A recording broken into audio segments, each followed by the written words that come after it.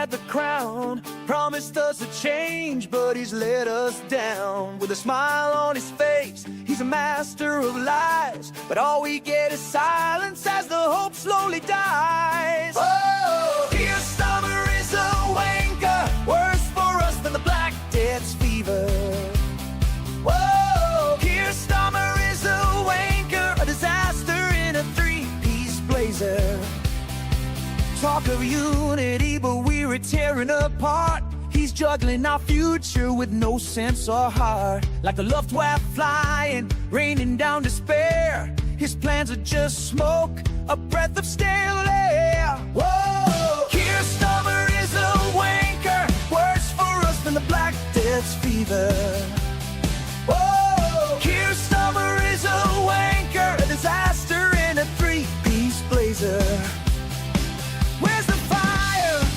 Where's the fight? We need a leader to guide us right. But all we've got is empty words as our hope gets lost in the flocks of birds. He's running this country like it's a game of chess, but every move he makes just leads to more mess. Promises like shadows, fading with the light. We craving a savior while he drowns us in spite. Tyr is a wanker, worse for us than the Black Death's fever. Oh, Tyr is a wanker, a disaster in a three-piece blazer. Out your soul, shout it loud. Let the whole world see we need a leader with energy. Tyr you're a wanker, time to pack your bags. You're a total stinker. Tyr is a wanker. Oh, oh, oh. Tyr is a wanker. Repeating no way. Oh, oh, oh. Tyr is a wanker. Oh, Tyr is a wanker. Oh, Tyr is a wanker. Hey, Tyr is a wanker. Fade out.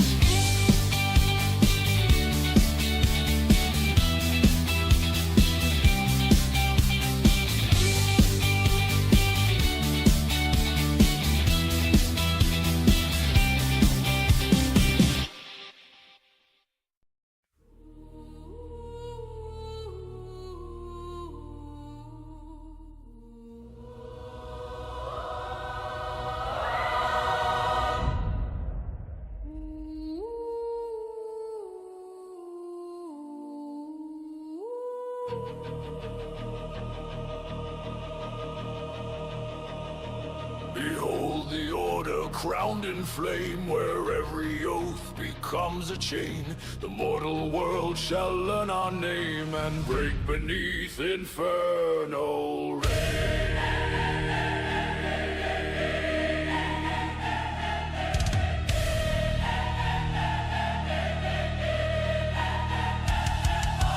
Stood as stone before the gate, a holy sentinel of light. But mortals baited him with fate, then murdered heaven in the night. His deity fell beyond the wall, the citadel was drowned in cries. Now Hellcat swears to crush them all, with old demon lords behind his eyes. He wears the earth like battle mail, his gargoyles blot the morning sun. 3,000 legions leave a trail, and every soul shall know what's done.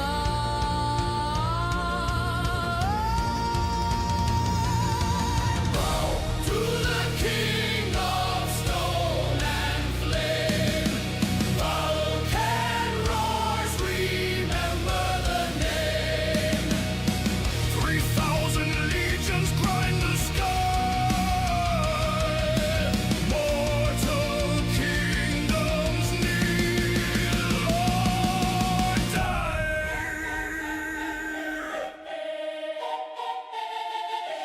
Madame Bamboozle spins the air with laughing spells and crooked grace. She braids confusion into prayer, then paints a trap across your face. A seventh-born chaotic queen, her magic skips through cracked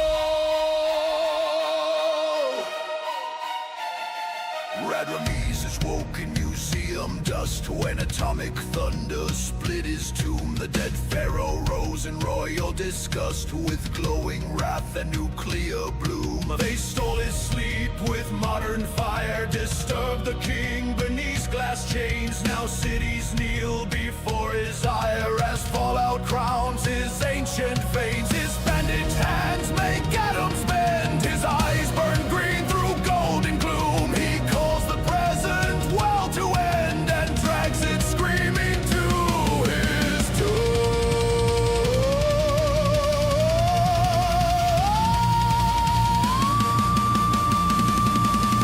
Crown the mummy in atomic gold.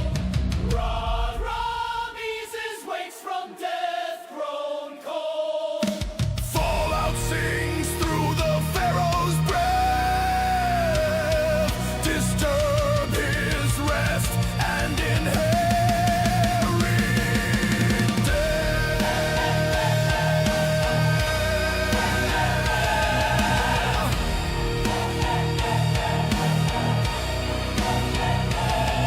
Condemnate catnip rules and steel a tiny throne with titan claws. His polished drones are trained to kneel, then execute his iron laws. No challenger may speak his name, no rebel flag may kiss the air. His engines purr with perfect aim, his prisons bloom in public square. Advanced machines obey his hand, his nation marches cold and bright.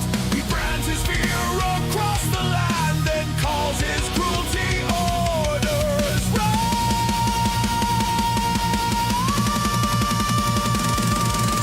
Hail Captain's throne of chrome and dread, speak against him and count the dead. Tech-born tyrant, claw crown Tor, his mercy never travels far.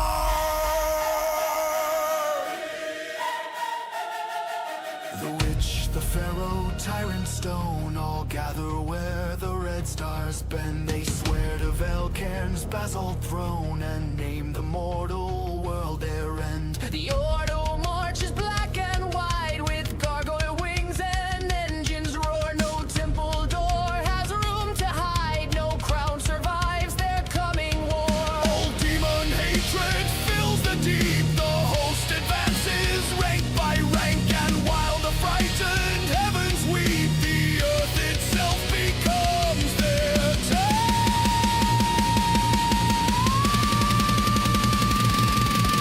Ordo Maleficarum, rise as one. Rot the moon and break the sun. Witch, pharaoh, tyrant, demon, stone, all bow to Vayelkin. Stone has wings, dust has kings. Chaos sings, the Ordo brings.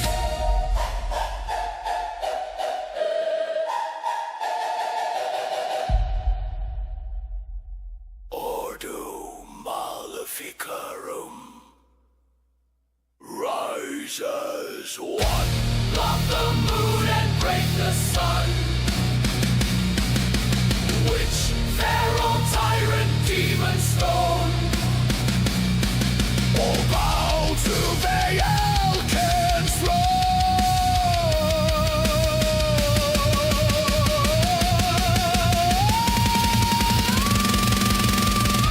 Stone has wings, dust has kings.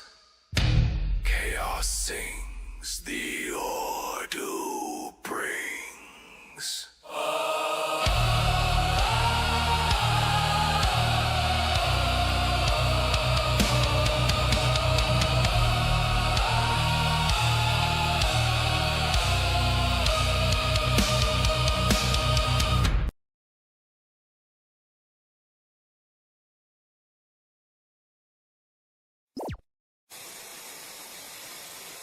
Bureau of Asshole Defense. defenders. Here come the heroes you never saw coming. Asshole defenders. Wild, weird, and free. They'll save the day eventually.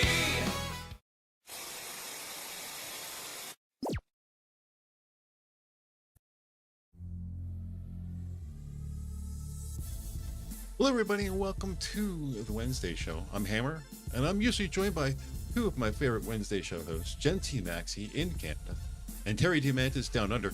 You can find us on Rumble every Wednesday at 8:30 p.m. Eastern, and then we bring in YouTube at 9 p.m. to simulcast on YouTube as well. Hope you have time to stop by. I feel like I've lost my purpose now. It's like, well, give up then. No.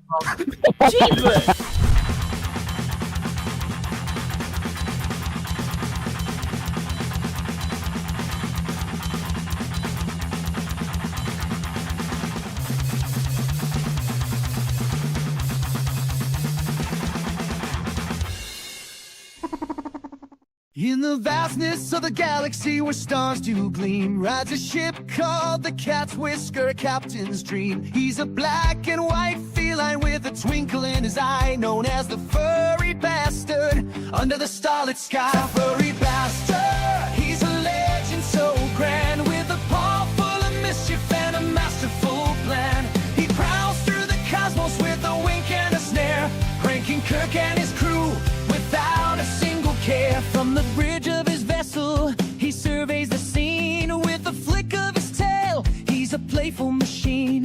He teases the Klingons with a clever little jest, leaving Spock in confusion. Oh, he's truly the best. A furry bastard, he's a legend so grand, with a paw full of mischief and a masterful plan. He prowls through the cosmos with a wink and a snare, breaking Kirk and his crew without a single care. He dances among stars with a purr and a leap, causing chaos and laughter, a silence they keep. To the Romulan shadows he brings light with his charm. In the universe chaos, he's the calm in the storm.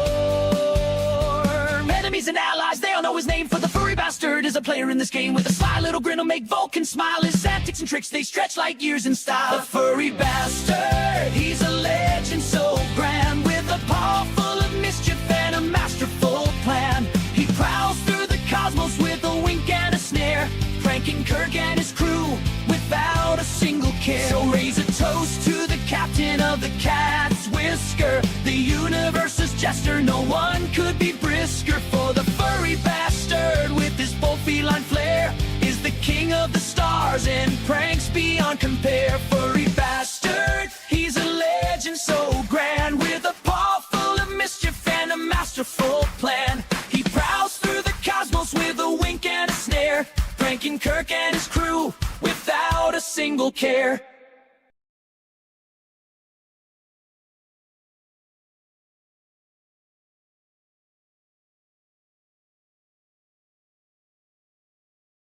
Well, what's your big gun? Oh, oh. What's your big gun? Oh, oh. World full of creeps, full of crooks, full of slime. Oh, hey. Time to call the squad that fights crime all the time. Oh, hey. From the tomb to the streets, from the flames to the fight, 9 wild weirdos make the villains take flight. Hey, hey, hey. Bureau vessel defenders, hey, hey. Back to the bone, the ultimate Avengers. Hey, hey. When the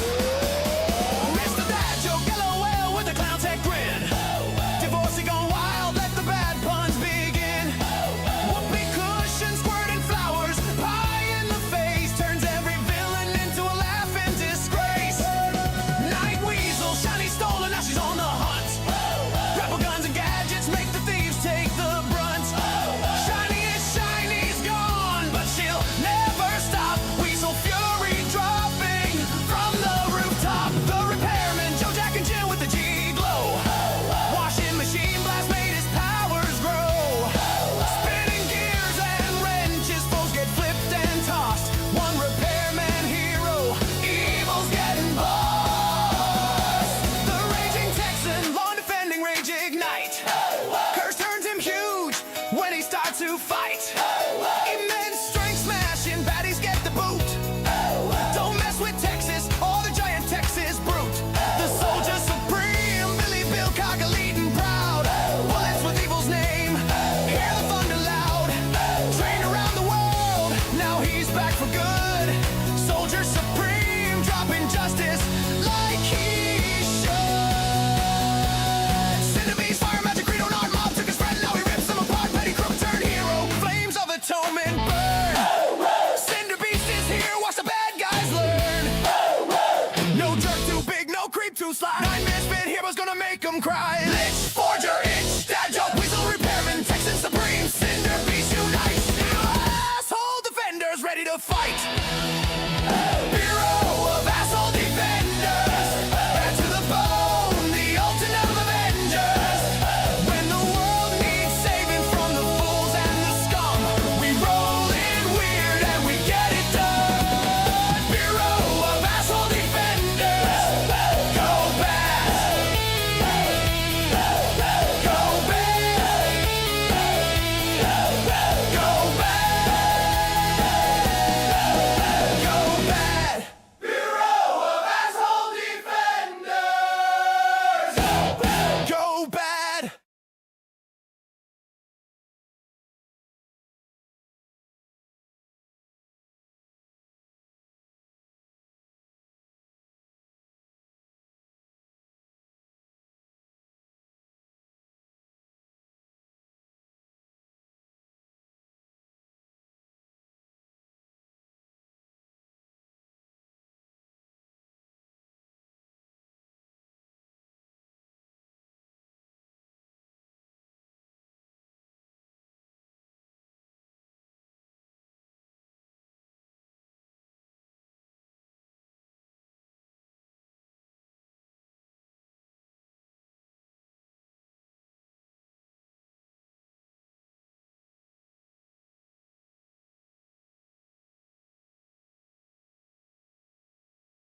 Shenanigans, skylarking, buffoonery, ne'er-do-welling, general silly antics, rapscallionism, and Lance Corporal-esque activities.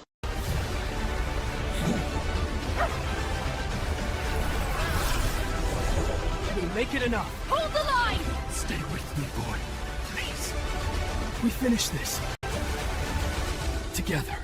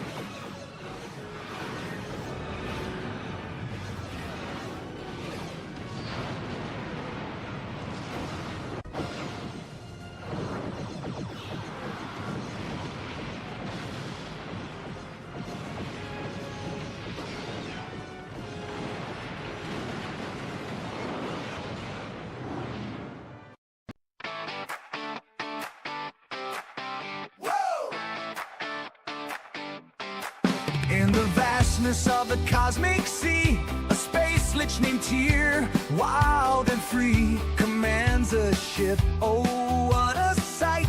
The Tess Holiday, a titan in flight, with engines that hum a heavy tune across the galaxies through stardust and moon. Tyr dreams of worlds unseen, following the trail where Norman has been. Tyr, the space lich in shadows, he roams on the Tess Holiday, his morbidly obese home crew unpaid, yet in awe they remain for the wonders he shows them, none can explain. Nebulae whisper secrets in his ear, while planets spin tales that only Tyr can hear. He charts a course through the void's embrace, seeking the legend of Norman's place. But the crew, they grumble under muted breath, for pay is a promise lost in the depths, yet their hearts are swayed by the starlit skies and Tyr's vision of cosmic highs. Tyr, the space lich in shadows, he roams on the Tess Holiday, his morbidly obese home crew unpaid, yet in awe they remain for the wonders he shows them, none can explain. Oh, what a tale to be told of a lich with a soul so bold. Through the dark and the light, he dances with the night, chasing the echoes of Norman's flight. Though riches elude their outstretched hands, they sail on dreams and Tyr's commands, for in the depths of the cosmos wide, adventure and mystery are their guide. Tyr, the space lich in shadows, he roams on the Tess Holiday, his morbidly obese home crew unpaid, yet in awe they remain for the wonders he shows them, none can explain. So onward they journey, time and space, where Tyr leads the way with a ghostly grace. Together they drift where few have gone, in search of the truth as the stars lead on. The space lich in shadows, he roams.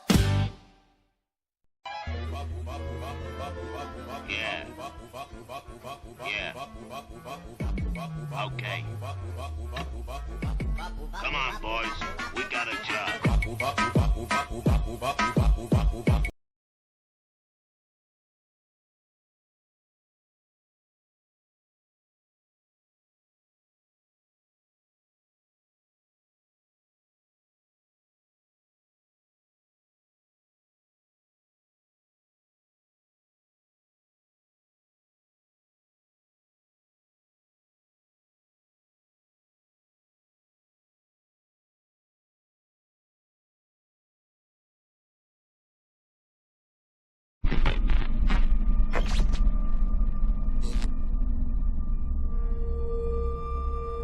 So much space. Need to see it all. I wish I could take it all back. I honestly do. I honestly do wish I could take it all back. And not just because I'm stranded in space. I'm in space. I know you are, mate. Yeah, we're both in space. Anyway, you know, if I was ever to see her again, do you know what I'd say? I'm in space. I'd say, I'm sorry. Sincerely. I am sorry. In space.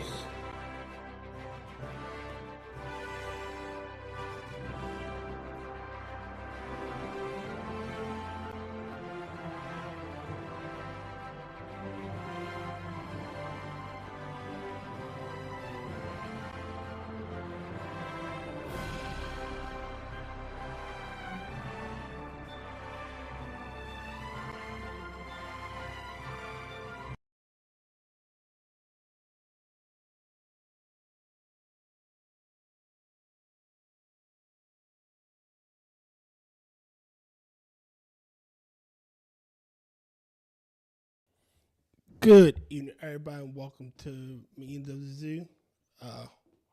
Hold on 1 second.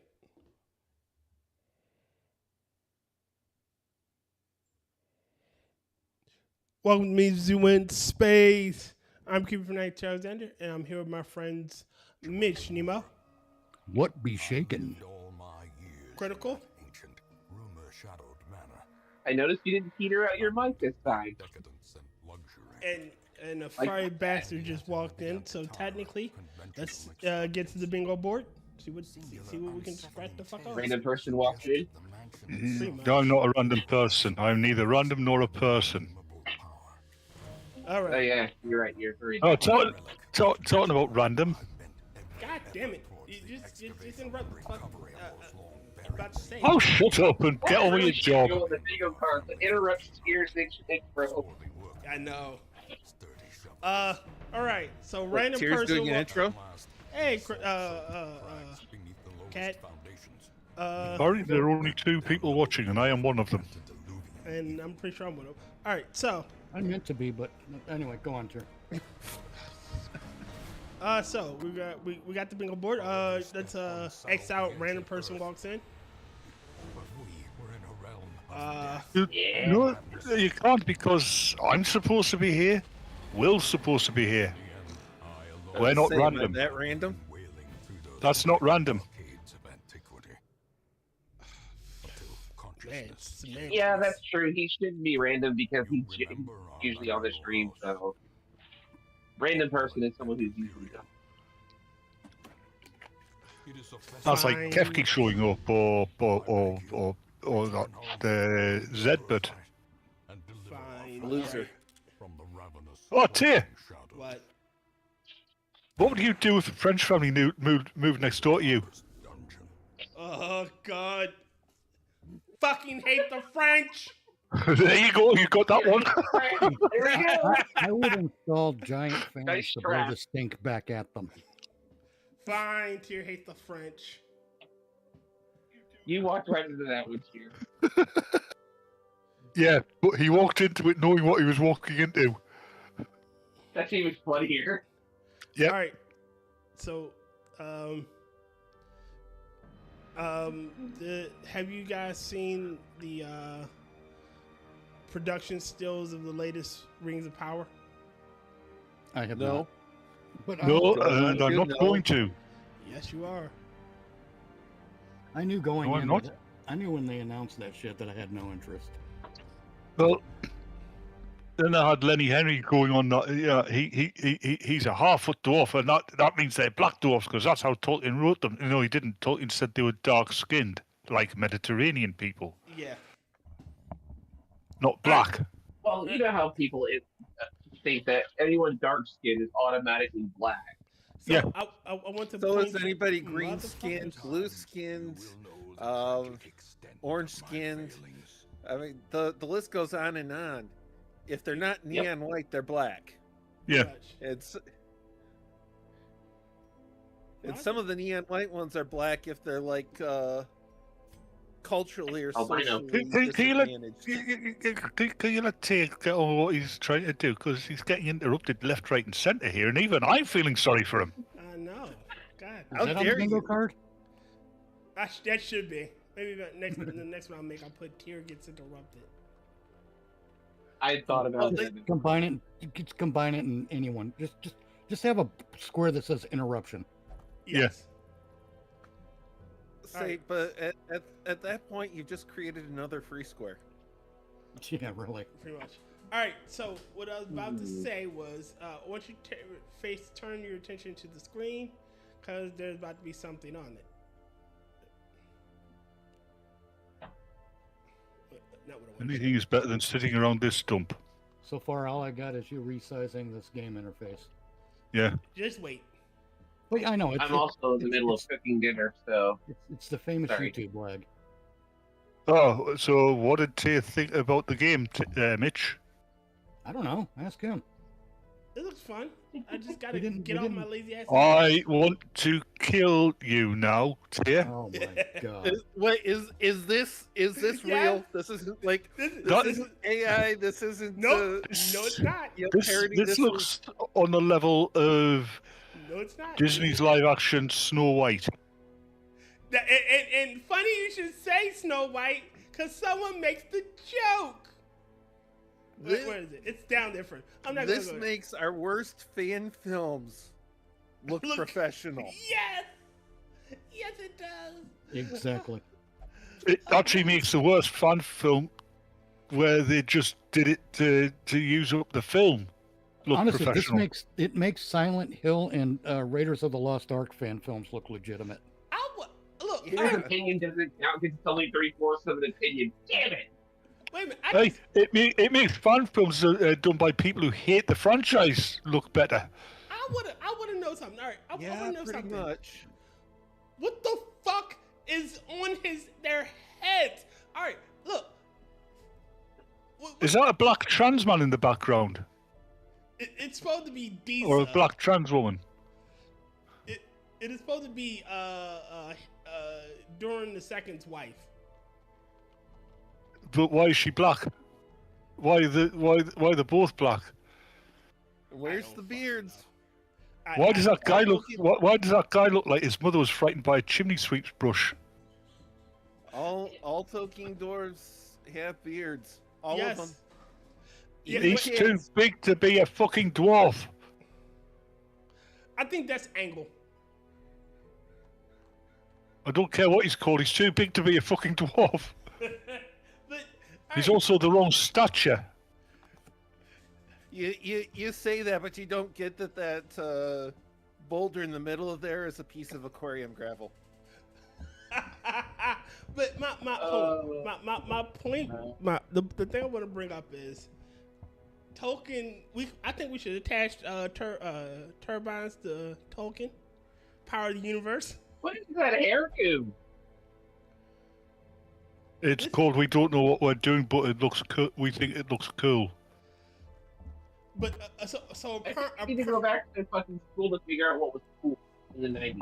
All right, costumes look bad. Yes. The character choice. The acting, the casting is bad.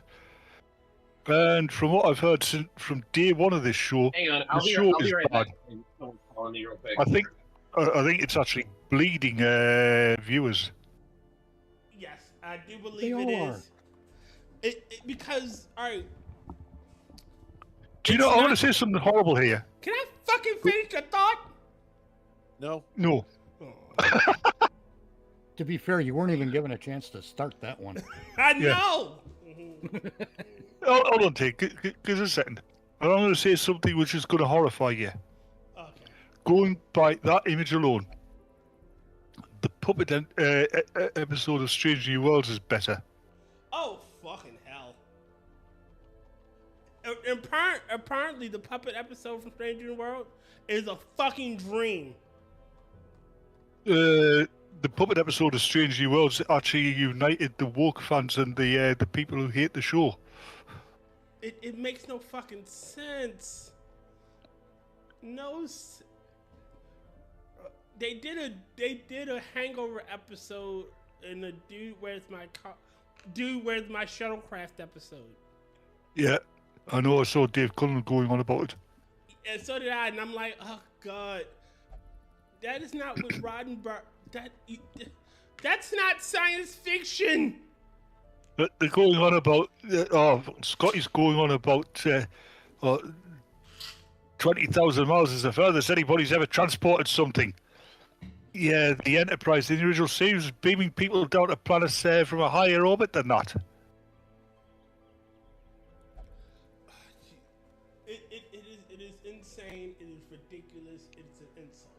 I bring this picture up to illustrate two things. First off, clearly they don't know character design because. All right. Okay, I'm back. How do you have a pale father, dark-skinned mother, and you have this dude? This dude here. I'm not even sure he's a dude. Okay. Here, you have to realize they've been doing that in fucking commercials for the past 20 years. Yes. Mom had an affair with a toilet brush. Mom had an affair with an elf. Got it. It's recessive genes, darling. Yeah, it's your recessive genes to go and find a big black cock. That's what it is. So now we know where your dad went when he went to buy this cigarettes. Tyr, Batman makes fun of Tyr. And unintentional racism. That also counts as a racism joke. It does. Yep. Intentional. So professional That's two racism. for one. Let's see. It's okay because he only counts as two terms of an opinion anyway. Wait a minute. So What was that? What do you have filled in the card now? I got the professional racism one. Batman makes fun of Tyr, and we have professional racism. Yep. Oh, and you better be careful. You know, this is Minions. Nope, that doesn't count. Goddamn. That nope. It What? has, you have to do something warning worthy, like almost saying the word or saying something that we all be like, yeah, that this is come on. This is Minions. Well, like I'm about to say, I better not say that word. No, it can't be. You can't force it. Yeah, I know. No, it has to flow with the story. It has to flow with the thing that we're saying. All right, so Fine. Ginger, please. all right, but like Mitch was saying earlier, they don't care, and Yeah, it's worse than that, in my opinion. They're intentionally destroying these franchises because these franchises, they're stories, right? Stories are important to a culture. yes, Yep. They destroy the stories, they destroy the culture. They destroy the culture, they can mold the people into whatever the fuck they want them to be. It's almost like Speaking you're of talking destroying about stuff. Jason Universe. Yeah, go ahead and mark the Friday the 13th thing on the fucking bingo card. it's not Friday 13th one. It's Mitch makes a pitch.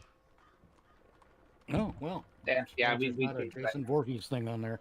Nope. Because what Batman just described is exactly what Jason Universe 13 is doing. You know what? It counts. That counts as a rant, and I have a. that was What a- is Jason rant. Universe 13? Jason Universe 13 is a marketing gimmick where they claim to be increasing brand awareness of Friday the 13th. Friday the 13th fuck's doesn't sake. need that. But all they ever do is they, oh, look, we licensed Jason Voorhees to Fortnite. Yeah. And it's stupid, meaningless shit like that. Make a fucking movie. There was Take a Give that a fucking shot. Oh, on a completely different note, and I'm not saying this because I saw it on the bingo card, but I had some fond memories brought back today because of Twitter. Oh, fuck. Yeah, Oh? somebody brought up posted a picture of a late '60s cowboy gun, cap gun, right? Okay. And I got in a conversation with the guy because I had that exact pistol, right? I had two of them. I also had the Winchester repeater rifle as well.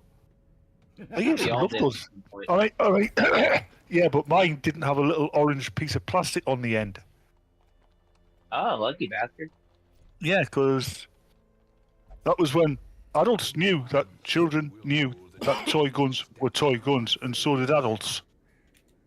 Yes. Yes, we fucking did. Yes, we did. Yeah. Like, But I mean, down, they were brilliant fucking toys, though. yeah. Dude, Well, have you seen the that's- fucking water guns nowadays? Have you fucking seen water guns now? They're so far distracted from an actual water, a water gun. It looks like some futuristic sci-fi bullshit that doesn't even look close to being like a water gun. Yeah, but they can certainly fucking carry a distance. And oh my god, don't even. Oh, this is going back to the late '90s. To Romy Mae's house, for the role-playing group, and yeah, it was a hot summer's day, so we thought we'd leave it till the evening, right? And these local kids decided, to attack us with water pistols. And so, don't worry, I'll get them. Yeah, I'll keep them distracted. So I went in his back kitchen, right? Filled this carrier bag, plastic carrier bag for shopping. Filled it with water. Went out the back kitchen door, round the house, crept up behind these kids, and absolutely drenched the little bastards. Nice. Love it. Going back to things seen on Twitter. So, have you caught the license rate? Wow, I was about to say that actually. I was about to say that. Have you caught the what? The latest run in racist PlayStation weather 3 itself? and racist repair crews. No, Power. and before you continue, hello, James. Hey. Hello. Yo, James. Wait a minute. Someone was trying. Go on, Tyr. I was saying someone was trying to say something.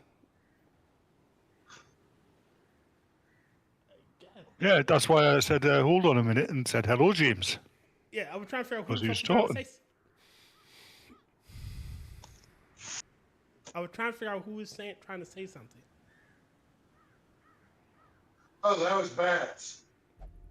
All right.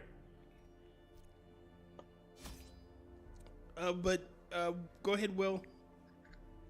So you get, of course, the storms in Tennessee. I want to say it was Nashville that knocked out the power in some predominantly black neighborhoods, and I think it was Tennessee. I think it was Nashville. I saw the thing. Might have been Memphis. And you've got the people complaining about racism in the power outage, chasing after the claims of racism in the power outage in Gary, Indiana, that's been taking a while to fix. What, of course, they don't want you to look into is part of the reason why the repairs in Gary, Indiana have taken so long is the repair repair crews had to flee because they were being subject to being shot at by gangsters. Who wanted to steal their gear. And now the National Guard's actually been sent to protect the repair crews trying to restore power to Gary, Indiana, but of course they're out of power because of, racism. Yeah. I don't rate these the Bloods and the Crips. I don't rate them as gangsters. To me, a gangster somebody wears a suit. Hood rat. Yeah. I mean, a gangster. Al Capone. That's a gangster. James trying to say something. I was in the middle of my thought, though. Sorry, James. What'd you say? What the hell is this game you're playing? Oh, Darkest Dungeon. Okay. I'm confused. But anywho, y'all continue. I know the doctor in this debate. But no, I mean, Al Capone, that's a gangster. Yeah, Machine Gun Kelly, that's a gangster. The real one, not the musician. Yeah, these guys walking around with the jeans halfway around their fucking ankles, they're not gangsters, they're thugs. Bats? Oh, there you go with that racist language again. How's it racist? Thug is not. Thug describes a behavior, not a Yes. skin color. It doesn't describe a person. I'm going to argue against Bats. Al Capone was not a gangster. What was He was, yeah, he was. He was a tax evasionist. He was a what? A tax evasion. Tax evasion. Yeah, because he never got in trouble. He never got convicted for organized crime. They got him on tax evasion. Yeah. Exactly. So Al And I Capone believe is not a gangster. What'd you say? Anyone who's never put up on RICO charges. What about Frank Sinatra? Sinatra wasn't a gangster. He had gangster friends. Yeah, he wasn't a gangster, he says. Sinatra wasn't in that life. He had friends, associates. He had backers that were, but him, not a gangster. Here's gangster Jason. Yeah, he Just was. like because I'm up here. Oh God!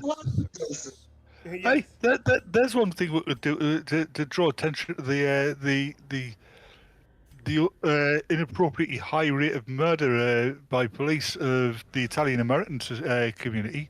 Yeah, yeah. GLM, Gangster Lives Matter. Well, you know, in all honesty, there's a reason why the police do not go after the Asians. Why? Because they all know Kung Fu. Because after you murder an Asian, you want to do it again like in 15 minutes. Oh, Asian. I thought you said Asian. Asian. Question. Smack him. Yes, sir. Smack him. He's too far away. Well, can you not just call him over and then when he comes over, smack him? Come in, James. Come in. I do it. I know what's behind that door. Yeah, just catch him when he's asleep. But Okay. but I agree. Thug isn't only the people with low intelligence can conflate thug and black. You know. Oh, did you guys see this bullshit? Hold on. Okay. So a couple days ago, PlayStation, this is just for PlayStation, right?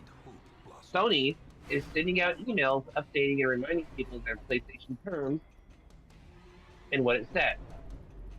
You do not own your digital game. You rent a license. First of all, yeah. Fuck this. I hate that shit. 2. If an account is closed or banned, your games are gone. You didn't pay them. Yep.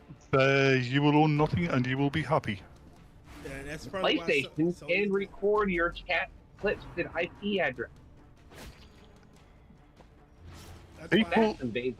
People have been warning about this since the first online-only available game turned up. Oh, I know. Oh, I've got a story. Let Critical Sorry, finish and then. Yeah, I am. It says clips you share, they can sell and put ads on, and you get no cut. Wow. Their liability is capped at £100 or $100. So this means if Sony screws something up and it costs you money, they'll pay you back at least $100, no matter how much you lost. Repeat that last one, Critical, because I can hear you. Their liability is capped at £100.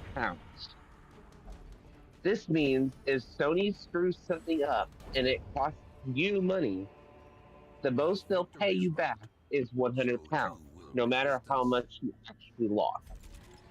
I'm going to wait to see Sony's customer base drain.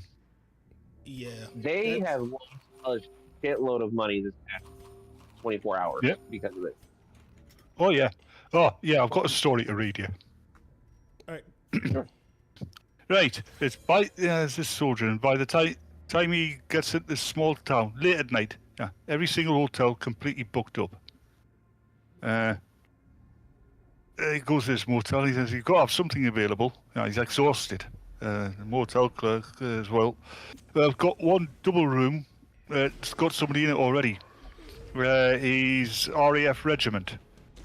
He'd probably appreciate splitting the bill, but fair warning, he snores so terribly loud that the guests 2 doors down are called to complain.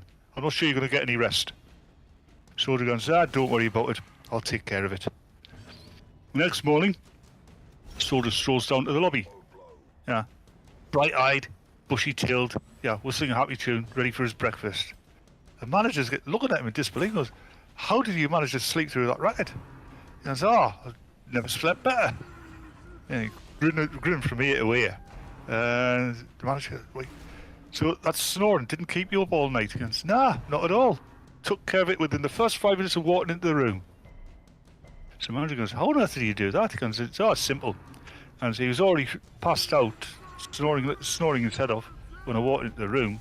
So walked over, leaned down and planted a gentle kiss on his cheek, and then I whispered softly in his ear, "Good night, beautiful." And he sat there wide awake watching me all night. Oh god, that is so cool. Bastard makes a long-winded joke. Yeah, that is Bastard makes a long-winded joke. Let's... Well, it says good one. That wasn't someone, but that one, yeah. That one wasn't. I like this one here. Oh, go ahead. No, that one wasn't really a joke. It was a humorous story. Okay. And this one is too short to be a long-winded joke. Apparently, Chuck Norris and Superman once fought each other on a bet. The loser had to start wearing his underwear on the outside of his pants. Yeah, that's almost as bad as the one, when Chuck Norris was born, he slapped the doctor to make him breathe. All right. Is that why Superman's invincible, because of Chuck Norris's underwear? All right. A critical makes a bad joke that no one laughs. Got it. God damn it! Son of a bitch. You intentionally did that with you son of a bitch. I didn't make. I did. I didn't. You didn't make the joke. Oh god, I saw this short on YouTube. I had to click on it. Zedenia showing why she was funny in some fucking TV show, and was Zendaya rather, and I clicked on it, and my god, it was bland. Well, she's a 16-year-old fucking secret agent. What? Oh Christ! Yeah. Secret agent. We should just start calling her Blandaya. Thank you, What's fucking her name critical. is Blandaya. We got Yeah. another. You're one. welcome. We got sing along. Yes, she is fucking terrible. Yeah. She was bitten by radioactive wallpaper. Yeah, and I mean,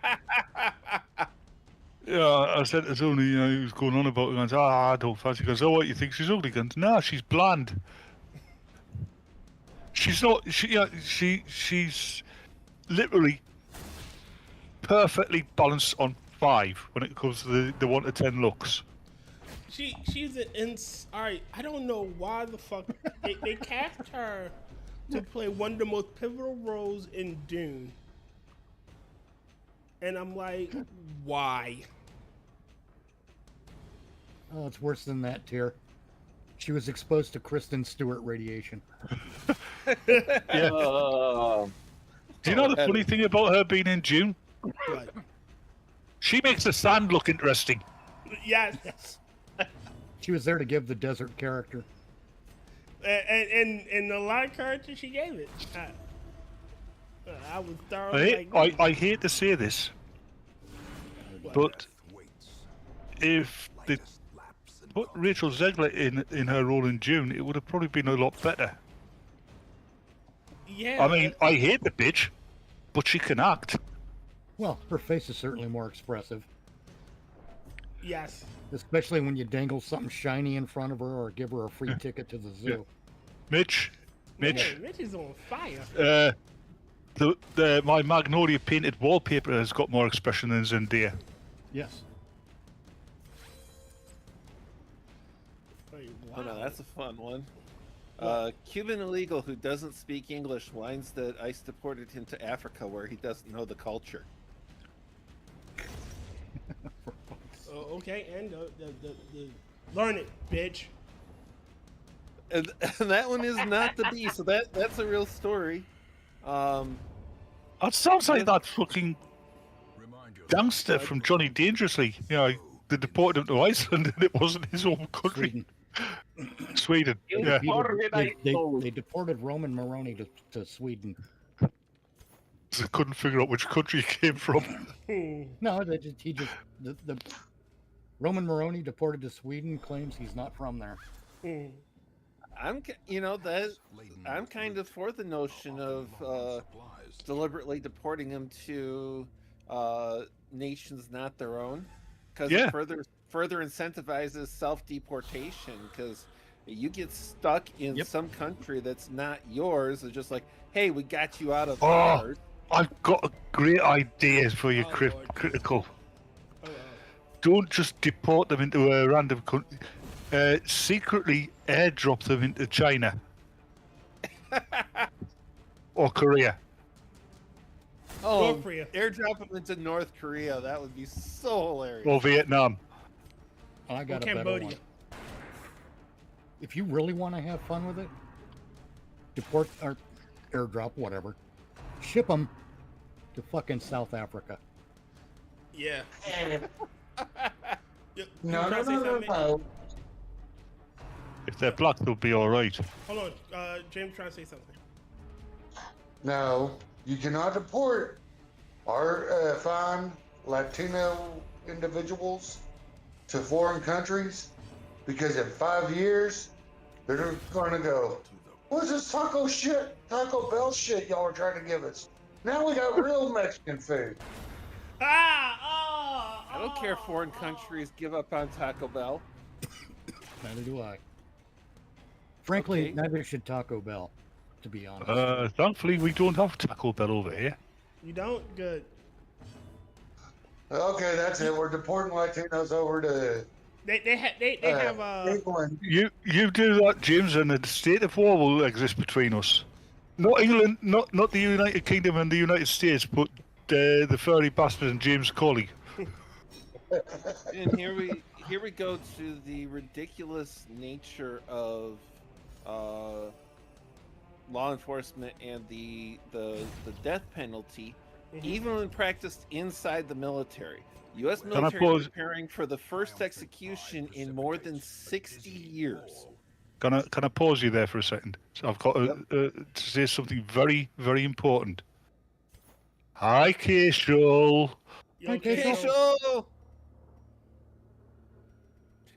That is definitely a worthwhile interruption right there. That's a very important one. Yes. So an Army Major Nidal Hassan is on the list. The guy who carried out the 2009 Fort Hood massacre while shouting Allahu Akbar. And let's see, convicted on 13 counts of premeditated murder and 32 counts of attempted premeditated murder, stripped of rank and sentenced to death. He's been on death row at Fort Leavenworth for over a decade and showed no remorse. Now, he did a mass shooting on a military base 15 years ago, was sentenced to death, and they are just now looking at seeking the approval to complete and carry out the sentence, which would be the first military execution since 1961. And I'm all for some caution and care in trusting the government to hand out the death penalty. The fact that this guy did it is beyond any shadow of a doubt. It is unquestioned, undisputed. This guy straight up murdered a bunch of people and tried to murder more in a jihad proficient military manner. In a jihad fueled attack on a military base. He should not have been sitting on death row for this long, waiting for an execution. Yeah, if he was in the UK, if that happened in the UK, he'd probably have gotten 12 months community service. We should. Are you sure he would have gotten 12? We should. Yeah, good point. Meeting to Allah, post haste. He needs to meet with Allah. Honestly, the way the Trump administration's going, I'm surprised they're not giving him the Medal of Freedom or the CMH. I'm beginning to think that every single political party in the Western world is the same party with a different name. Yes. Well, they're all obviously working on a similar agenda. Hold on, Yeah. Mitch. James was trying to cut in and speak. Go on. To be honest with you, I think what they're doing is the reason why they're doing so long on death row is they're trying to avoid the George Bush method, when he's governor of Texas. And that's a political rant. No, it's not political. Well, no, this is fact. When George Bush was governor of Texas,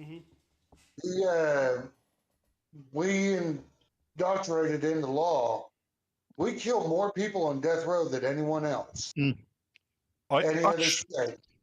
I actually read somewhere George W. Bush didn't want to get into politics, but his dad basically strong-armed him into it, which is why he made such a terrible politician, because he was trying to fuck up so much that'd kick him out. But because his dad has all those connections, they never did. Well, it's like John F. Kennedy. He wasn't supposed to be president. His brother was, but his brother died. Yeah, that's the one who got killed in World War II, isn't it? Yeah. Joseph. Yeah. Yeah. I saw that in a film. It was some kind of airplane accident, wasn't it? He was killed in. And who just? Oh, he was. You rotten. What up? Hello, Rotten.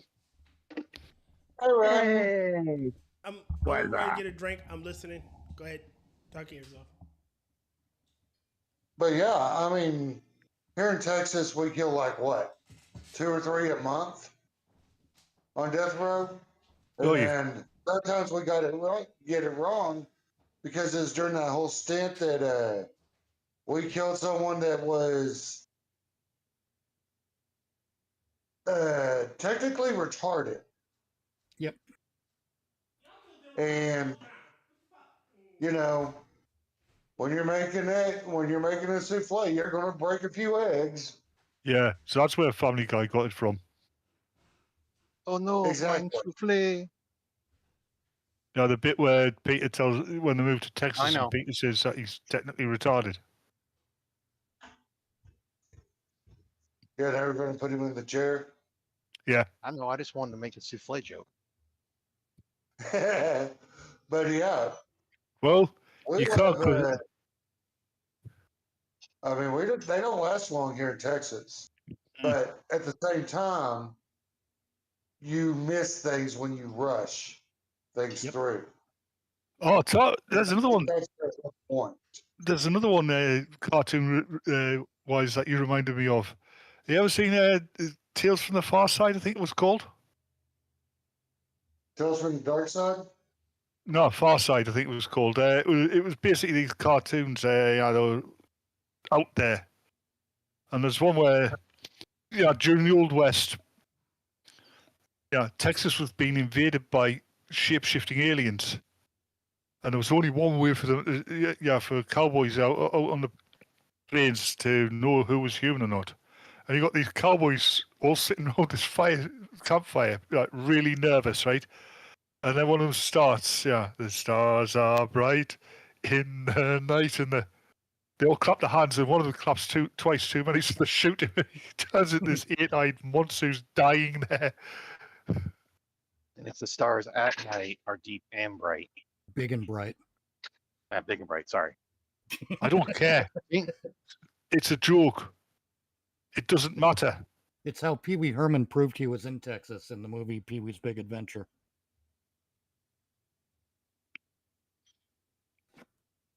Oh, and talking about Texas, that's another time that the Happy Days jumped the shark. When they had their cousin from Texas. What's also weird is my mind thought big and bright, but for some odd reason, I don't know why I said deep and bright. Oh, well. Ugh. Who'd they have from Texas on Happy Days? It was a cousin, some tiny woman. Kind. I think she was to replace Joni, only she was better looking, but that's not hard. She didn't look like a chimpanzee. No. That makes a reference. Oh, Mitch, you've got to share that picture with them. This one kind of makes a little bit of sense. Dad, why haven't there been any riots this summer? Well, because USAID has been defunded, Act Blue is under investigation, and the SPLC has been indicted.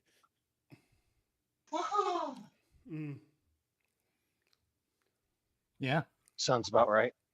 So at least we know that all that money's going to the flock cameras and probably toward the establishment of all the mosques in the U.S.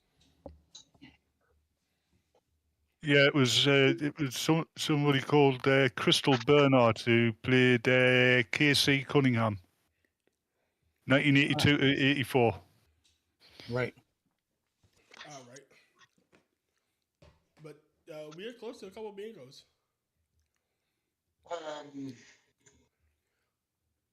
And I There's like hate the freaking flock or Axon simps. Oh, no Can you kidding. go- Don't get me started. Huh? Can you go back to the bingo card, please? Oh, I'm at the bingo. I don't know, card. can he? We got one on the diagonal. All we need is random person joins in. All we need is Just joined in. to join in. Someone makes gay noises, and then Mitch makes a pitch.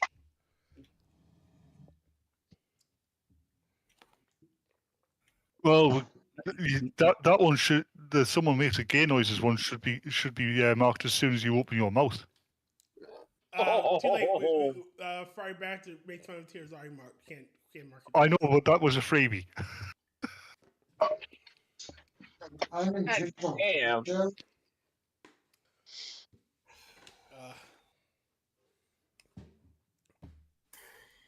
But yes, that's what we need before we get a bingo. What? And where you have, I have no idea. Mm-hmm. May I make a suggestion? What?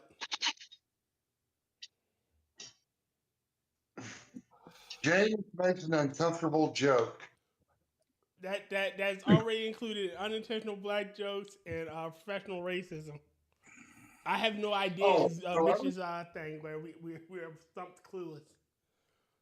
You didn't get my 3/4 joke, did you, Tyr? It had to be unintentional. Damn it.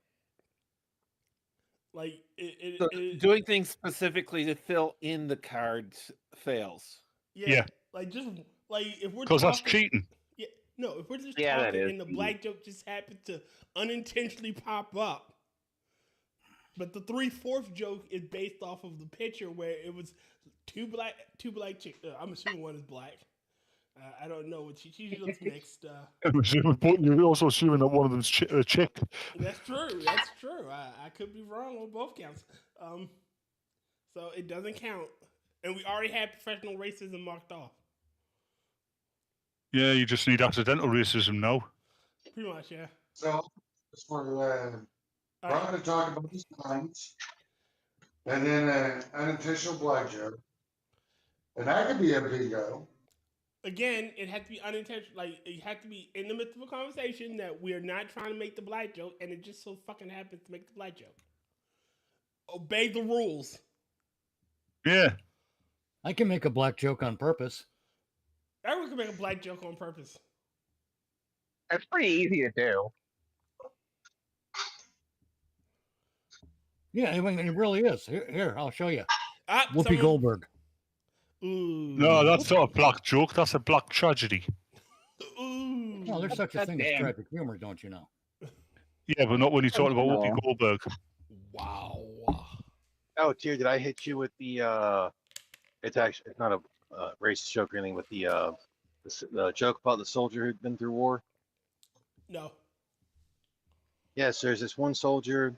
I can't remember which war it was supposed to be in, but the dude survived mustard gas, been CS gas, pepper sprayed. You could definitely say that he was a seasoned veteran. Oh. Can you write that one down so I can use it later? Rather you didn't. Can you write that one down so I can burn it? Rodney. King. Rodney. Mm-hmm. You should feel bad about that joke. Now No. you go to the corner and think about what you did. You go talk to Frosted and think about what you did. Yeah, and when you go in the corner, there'll be me and this progressive rock band there. Yeah, you're right. That's me in the corner. That's him in the spotlight. Fuck off. Yeah. Yeah, don't do it again because Mitch will be losing his religion. Hell, I heard your mom joke earlier that This is why people get I had It is. I hadn't heard before. Uh-huh. Instead of being like your mom's so fat, it was your mom's so hairy she has to comb her arm to check her watch. Damn. Yeah. I like the one that was your mom's so old she has Adam and Eve's autograph. Your mom's so old when God said let there be light, she flipped the switch. Your mom's so stupid she thinks Harvey Wallbanger's a demolition expert.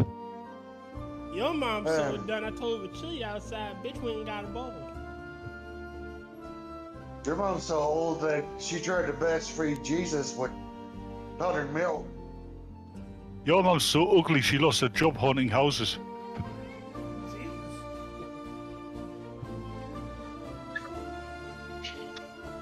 Your mom's so ugly she scared the Blair Witch out of the woods. Your mom's so ugly, she scared the shit out of the toilet.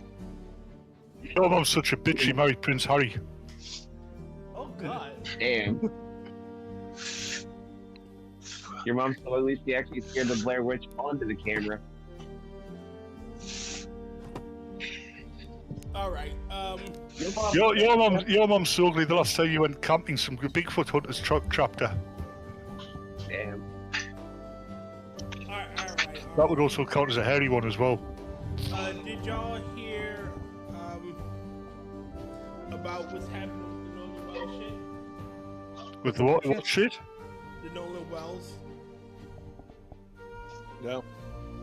Apparently, Al Sharpton is being sued by the boys, by his friends.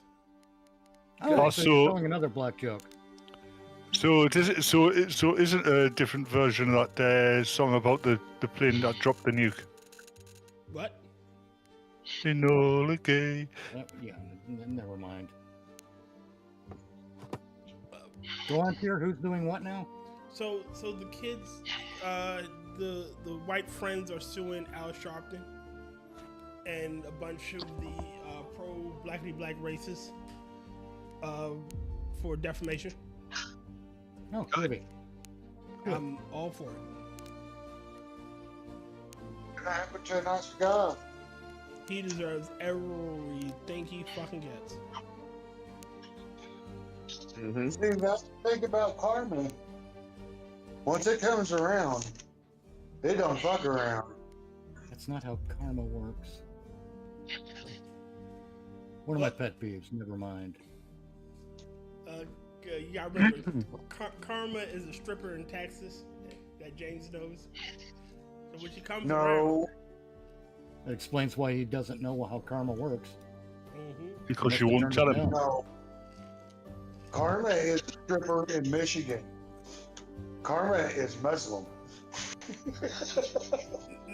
no, Not a stripper. No, that's Epiphany. I hope you all get to meet Allah very soon. I'm not meeting Allah. I'm a lich. I'm banned from heaven. Yeah, like Allah lives in heaven. Yeah. I'm banned. Me and Rodney are forever cursed. I am not going to Muslim heaven. You know why?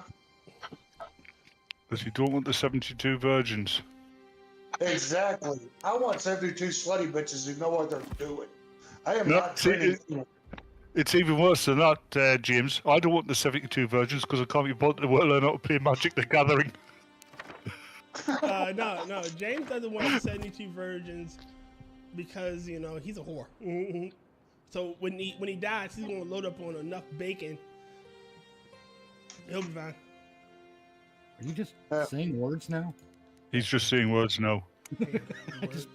I got completely lost on that. I still have to look it up to verify it and everything. What?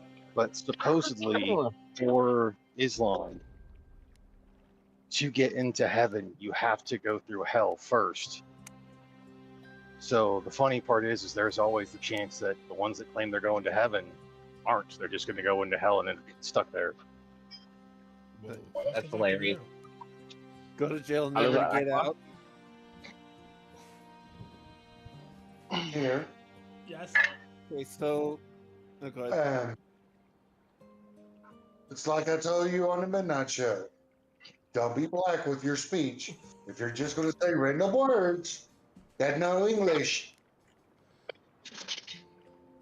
How blue lace?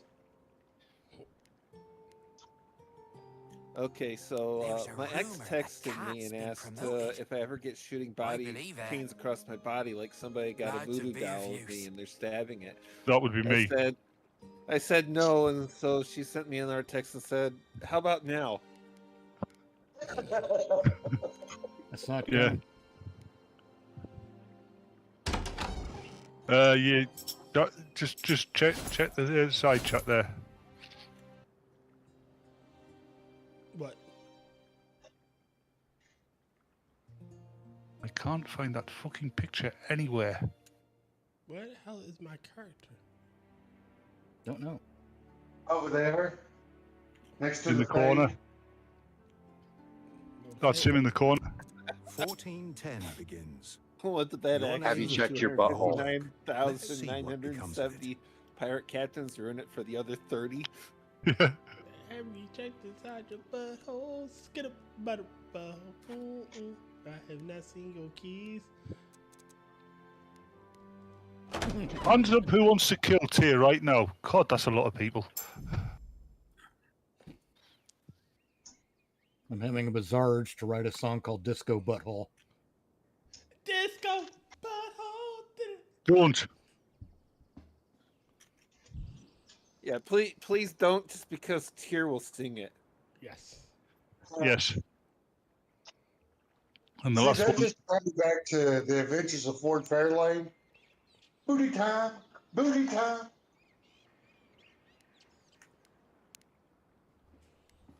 Oh, yeah, that's what I saw on Twitter. I've got to share with you because yeah. Yeah, check this one out. Too obscure of a movie, I guess.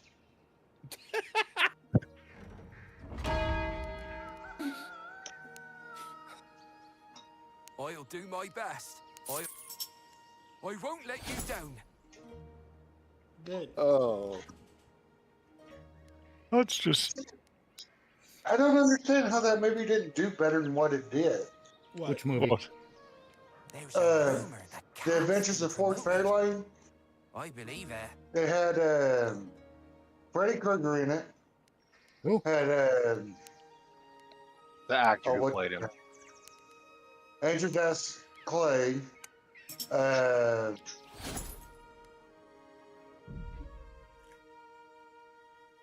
guy who voiced It's Iago. always a pleasure to see you, Master. Gilbert Godfrey. Yes, he was in it. Lauren Holly had a really good cast. I have a new name. Well, a good cast doesn't make a movie. I think at the time, though, too, Something's growing in that corner. all the pearl clutchers I were named it Harold. basically wetting their beds over Andrew Dice Clay doing anything. Yeah. It also depends on like what else had come out, plus what time of the year it came out. Yeah. Because there's a lot of them that do that they don't put it out at the right time frame. That happens a lot for horror movies. Yeah. Because like unless it's themed for a specific holiday or whatnot, you typically want to try to keep them in October. And if it's not going to be a major one, you want to release it early October. That way you can, get people primed for the other horror movies that are coming up. I'd say if you have a good horror film, release it in April. Yes. The reason being is October is going to be flooded. Yeah, true. It's going to have a lot of Hands are unnecessary busy, competition. I've time for a smile. In April? I would say that Not time. I'd probably say the next best one for that after that would be September. Maybe. But shit, even in July. depending on what the summer blockbusters are. On critical, that one's for you.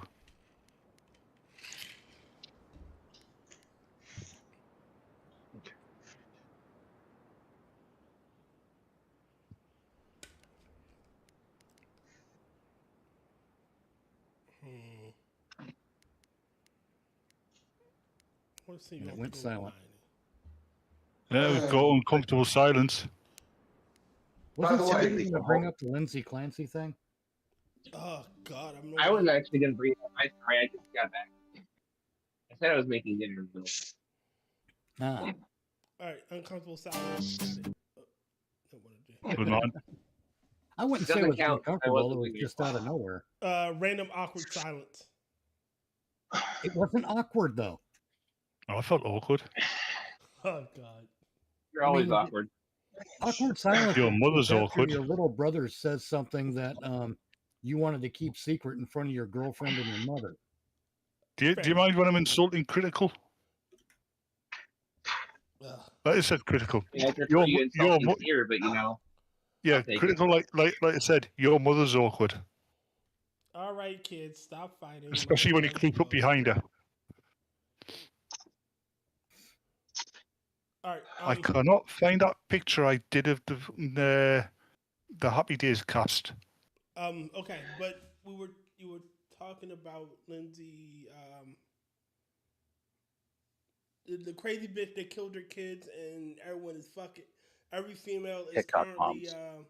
yeah. Not every female, but mostly TikTok moms. TikTok moms are defending her, and they're starting to ask like there's a growing trend where women are going like, well, first thing I'm gonna ask the guy is, does he support her? If he says no, then I'm instantly walking out. I would just say no, just to be a cunt. Yeah, I would. If that's her position on it, then I'm going to say no to escape her. Yes. Yeah, I'm not even going to say no. If that's your position, I'm not even going to look at you because there's clear signs that you're crazy. Yep. Yeah, by what you're saying, these TikTok moms shouldn't be moms. No.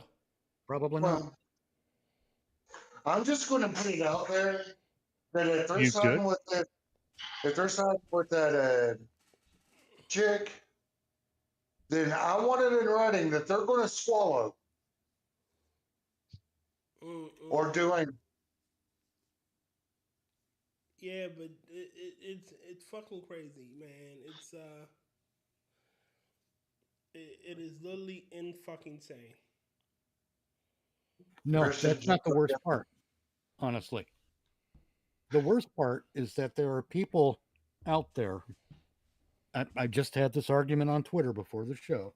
Okay. Where this guy wants to. This is someone who used to be very pro-liberty, but he wants to. If anyone advocates for Lindsay Clancy, he wants them to lose all of their rights. No.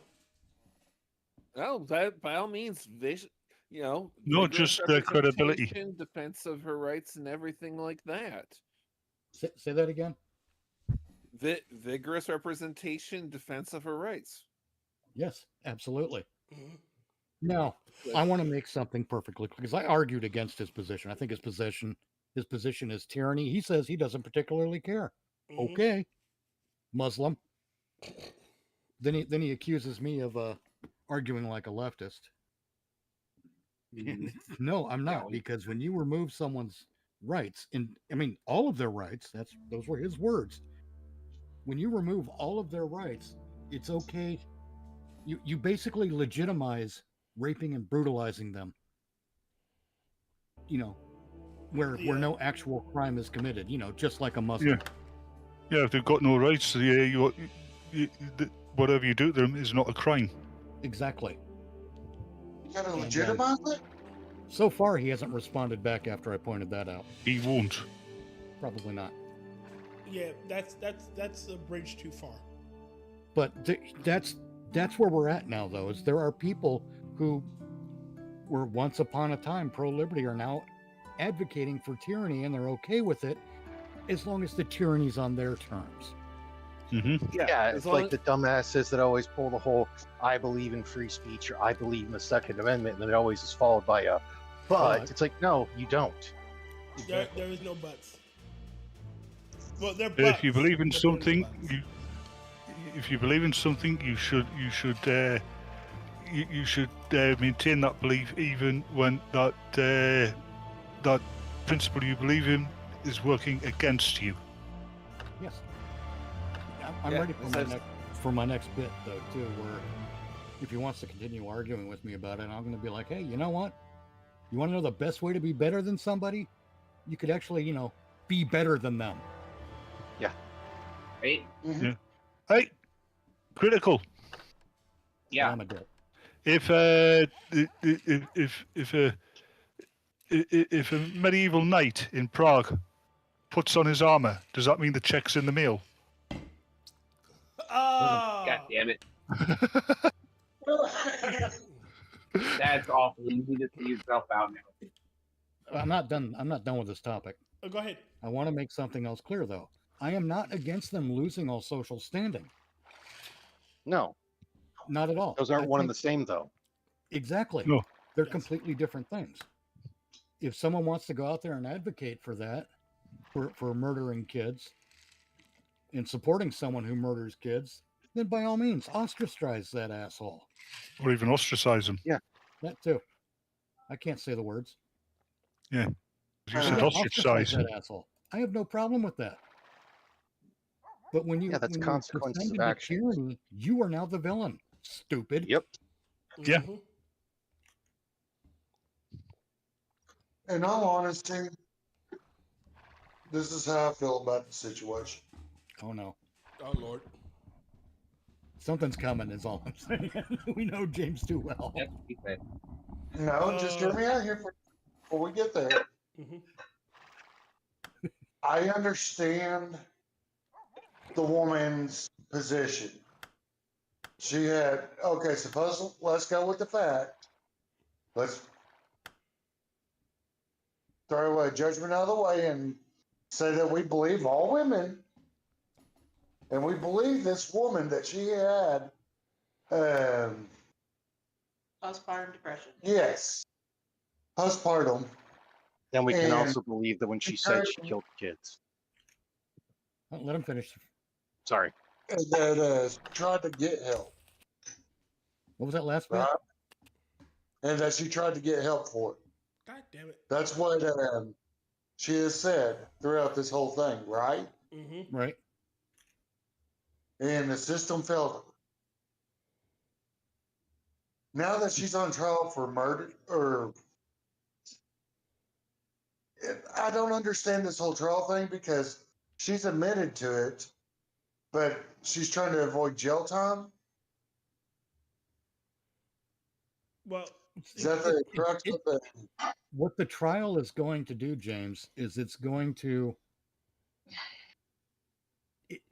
what it should do. It should interrogate the facts and sort out the culpability of the various parties, if there are various parties. Right. But I mean, we have to sort that out, and the best way we have to do that is through a trial. Right. I just wasn't understanding what this whole trial thing's about. Yeah, I mean, most trials, I understand what they're about, but I'm going, if she's stipulating to the crime and throwing in there not guilty by reason of insanity, then there should be something to that, you know? I don't think she is exactly going with an insanity plea, though, is she? I think the defense is looking into it, but the only thing they can do for that one would be, I think you'd have, because she's not showing any signs of insanity currently, and with the way she went about it, it's exponentially harder considering she planned it out. And if I remember correctly, she admitted to planning it out. There's elements of premeditation there. Well, hold on. Does the memory of a thing, does having the memory of a thing prove that you're sane? This is what I mean by interrogating the facts. We have to. Oh yeah, we got to work this shit out. And I'm what not. I'm getting at. Oh, go on. What I was trying to get at is to be a difference of trying to plead the insanity. It would still have to show the insanity from when the insanity started that's currently ongoing. Otherwise, it would have to be that whole thing of like temporary insanity. Right. If you basically you have to prove some kind of diminished capacity. Yes. Right. Thank you. But postpartum would if fall she did it on, here's the thing with that though, if she did under diminished capacity, she should still never see a day of freedom the rest of her life. The question is where probably she not. should be incarcerated. It's a question of how the incarceration takes place at that point. Yep. I mean, What gets me is her jumping out the window. She jumped out the window after she did this. She's a fucking coward. No, because she was trying to end it. Yeah, And but herself afterwards. there is one woman that I There's no truly accountability. Everyone, all at once, please. Go on, Christian. There's one woman that I truly believe had postpartum depression, and that was Andrea Yates. She drowned her 5 kids in the early 2000s. But she was under doctor's. Doctor told them, do not leave her alone with the kids. And guess what her husband did? Left her alone with the kids. There you go. Left her alone with the kids. He should have went to prison too. She's been found not guilty by reason of sanity. But she also tells them she doesn't want to get out. Right. I mean, The only problem with this bitch is that she actually sent her husband on to do an errand while she did this.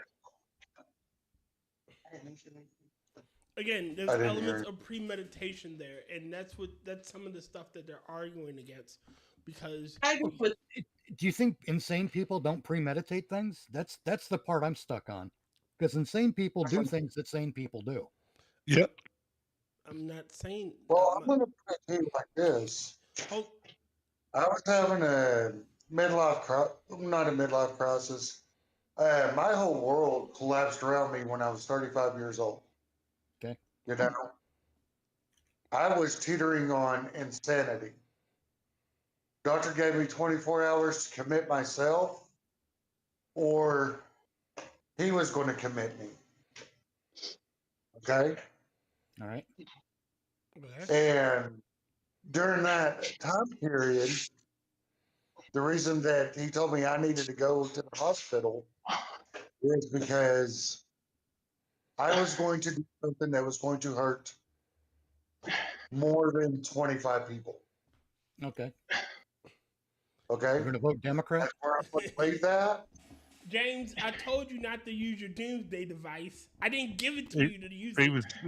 He was going to get a job as a chef in a Burger King. Okay, go on, James. Sorry, James. But yeah, I mean, I am a totally normal individual. Okay, not totally normal, but I am a law-abiding citizen. Right. I'm thankful that I had that structured where I had that moment of clarity to get help, so that I didn't harm those individuals. You know. Now, what failed this woman, and fails most women, is women been giving birth for ages now, and they don't buy into it. See, I have hold on, I have hold on. known some women God, that have what had the fuck? I just wanna absolutely speak. crippling postpartum depression, you know, just ravaging their life and their mentality and everything. But even there to then go out and murder their children was a step too far. Yeah. Well, that's what I mean. We have to. There is no pathogen for depression. No. No. No, it's a psychological shit. And we what we need is some sort of an equivalent to a pathogen where we can legitimately state that someone is, yes, depressed clinically. We have to establish why that depression takes place if we're going to go with things like postpartum depression. Yep. I mean, does that mean other people can suffer from tax season depression? Well, those guys in Wall Street did in the 20s. But you see what I'm getting at. If we're going to have a depression that is linked to a specific occurrence, then there's going to be depressions that are linked to other specific occurrences. Yeah. Well, if we're going to start naming one, we got to start naming them all. Hold on just a second. Hold on just a second. I am so not done. I know. I just got to make this joke. Well, since it'd be tax season, technically, wouldn't that fall as a seasonal depression? That's what I was about to say. There's a seasonal depression. Sorry, I had to get that out of my system. Apologies. Seasonal affective disorder applies to a weather pattern. Anyway, no, sorry, lost my train of thought. Sorry about that, Mitch. Got it. Thing with, go ahead. Got it. He's got it. If we're going to start doing that, then we have to figure out something that is the equivalent to a pathogen that points to depression. But that's the thing about depression in itself, whether it's postpartum or not. There's more than the poor pitiful me. I want to end it all as being labeled as the generalized depression. Yeah, I get that. There are people that are. Yeah, but to the degree. Sorry, James. I thought you stopped. No, there are people out there that they have excessive rage. Mm-hmm. I'm one of them. And that is their version of depression. And it wasn't until I went to the hospital, using quotes, that I found that out. You know, I don't know for a while. You still have to have a certain amount of culpability, even in that state of disrepair. Believe me, if this woman was a man, she'd have culpability. If this woman was a man, she'd be dead. If she was a man, she'd be on death row already. So yeah. And when it comes to depression, myself, I have, and I've actually been to these places. I've actually visited these places around where I live. So I know at least 7 places where I can go where nobody will ever find me, and I can take some razor blades or some drugs. Nobody will ever find me. I'll just disappear. Yeah. It's not something I'll ever do because I know how much trouble that would cause for other people, even if my corpse was never found. But that does go through my head every so often. Bastard. That's part of depression. Everybody goes through that. I'm gonna say it like I this. don't care about the. But what we have to figure out is, so we all know that everyone experiences depression of some sort. Right. Mm-hmm. What we have to figure out, I think, is at what point does that depression become? Why do we humans continue to struggle? Worthy of taking action, if you know what worthy is the wrong word. When does it become the impetus for taking a specific harmful action? And we have to sort this shit out. We can't just rely on some dick with a degree who sits and reads reports out of Geneva, out of some fucking university. Because a lot of the psychiatry shit is just pure hackery. Oh yeah, there are some that are like that. But like I was saying, I'm using anecdotal evidence. I had that moment of clarity right before it happened. Mm-hmm. Right. Yeah. Right. I'm not doubting what you're saying, James. Just to be clear. Well, I mean, I understand you're not, but like I'm saying is, I stopped and had that moment of clarity. Others don't. The babushka. What I've heard about psychiatry. Sorry, James. Thought you'd finished again. And I agree with you. Yes, we should have. There should be a textbook out there that says, okay, under these set of things, you need to be locked up for a certain amount of time until we get your shit resolved. Is it going to happen? No. Probably not. From what I've heard about clinical depression, it usually occurs when some people are genetically predisposed towards it, right? But in most people, it's when they've been in a state where they're depressed for such a length of time that their brain's chemistry switches to that state almost permanently. Right. And I was going to say something else and I've completely forgotten. Oh yes, that's it. Psychiatry. I remember once hearing a psychiatrist describe psychiatry as, yeah, it's a science, but it's a science where it's built up with, where they use the accumulated knowledge to basically fire a missile into pitch blackness and hope to hit the target.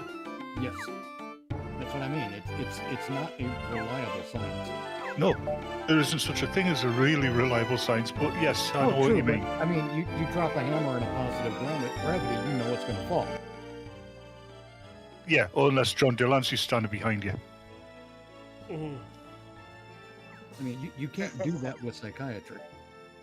At least I with don't know medical know. Science, with medical science, we know if we pierce the skin with a scalpel, that motherfucker gonna bleed. I don't know about your last example, Mitch. I think you're slightly off there, because I know if I drop a psychiatrist, he's going to fall. I don't know. Have you tried to drop a psychiatrist? Yeah. Did he fall? Real psychiatrist dropping's never been tried. No, he dropped me. There you go. I think the closest we've come to a psychiatrist dropping is a midget toss when the midget's in a Velcro suit and there's Velcro on the wall. Oh God, no.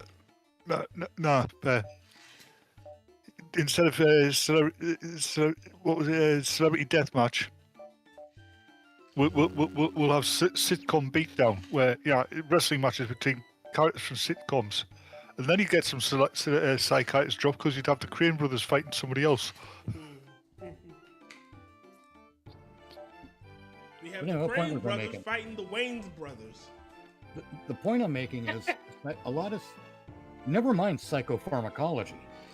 I mean, that takes the hackery within psychiatry and turns it up to 30. Oh, Mitch, psychopharmacology is basically the adult expensive version of a kid going, what happens if I put this in here? Exactly. They're not even trying to find a cure, they just want to see what this shit does. Basically, yeah. They'll give you the pills that'll have one side effect, and they'll give you another pill for that side effect, which will generate another side effect. Yeah. And they'll give you pills for that side effect. When it turns out all you needed to do was go masturbate in a corner for 2 minutes. I said that. Was it on last week's Minions? Drugs, especially the modern pharmaceutical industry. I mean, once upon a time, you went to the doctor. You needed medication. You got the medication. You took it. After a while, you got better. No side effects. Yes. There's a conspiracy theory that the side effects are built in to promote more business. I think so. I mean, it wouldn't surprise me. Yeah, I'm not sure I'm convinced that it's likely, but I would not be surprised. It's a case of one of my favorite expressions: never underestimate the villainy of villains. Yeah. Yeah. It's also like that one from one of the Superman cartoons where Lex Luthor's in office and he gets a phone call. Such and such have developed a cure for AIDS. Turn it into a treatment. Repeat business is a lot better. Yeah. But I mean, until we can, this is what we need: real science. And when I say real science, I mean not guesswork. We need real study about these things, not this fucking middle class white woman inspired latte. Oh God, therapy. All I can think of when you said that was that Matt Walsh documentary, What Is a Woman, where he's talking to this fucking female child psychologist, and she's on about puberty blockers, and it's just like pressing pause on a recording. Yeah, and the music stops, and you can go back later and turn it on again, and everything continues as normal. Nope. And I'm sitting there thinking, no, it doesn't. Puberty, puberty is a natural process. You interrupt it, there will be consequences. Yes. Yeah, it's a Because time the rest of the body, process. the rest of the body continues its growth, and then you start something up again, which should have been going on with the rest of the growth. It's going to throw the entire system into whack. Yeah, well, one thing they clearly do not consider is that puberty is not simply a physical transformation. It's a psychological one as well. Yeah, there is a psychological aspect to it. Yeah, because I've read in many places, and we've all experienced it. But teenagers, especially like from 15 and 20, clinically insane. Yeah. I mean, think about the things you thought were a good idea when you were a teenager. Oh God, yes. Well, There's some things I thought were a good idea at age 30 that I would rail against now. Or things that upset you when you were a teenager. Yeah. Or you thought were really important. Teenagers are insane. And it's not surprising because I think from the ages 13 to 21, 22, your brain is going through some incredible and dynamic changes. Yes.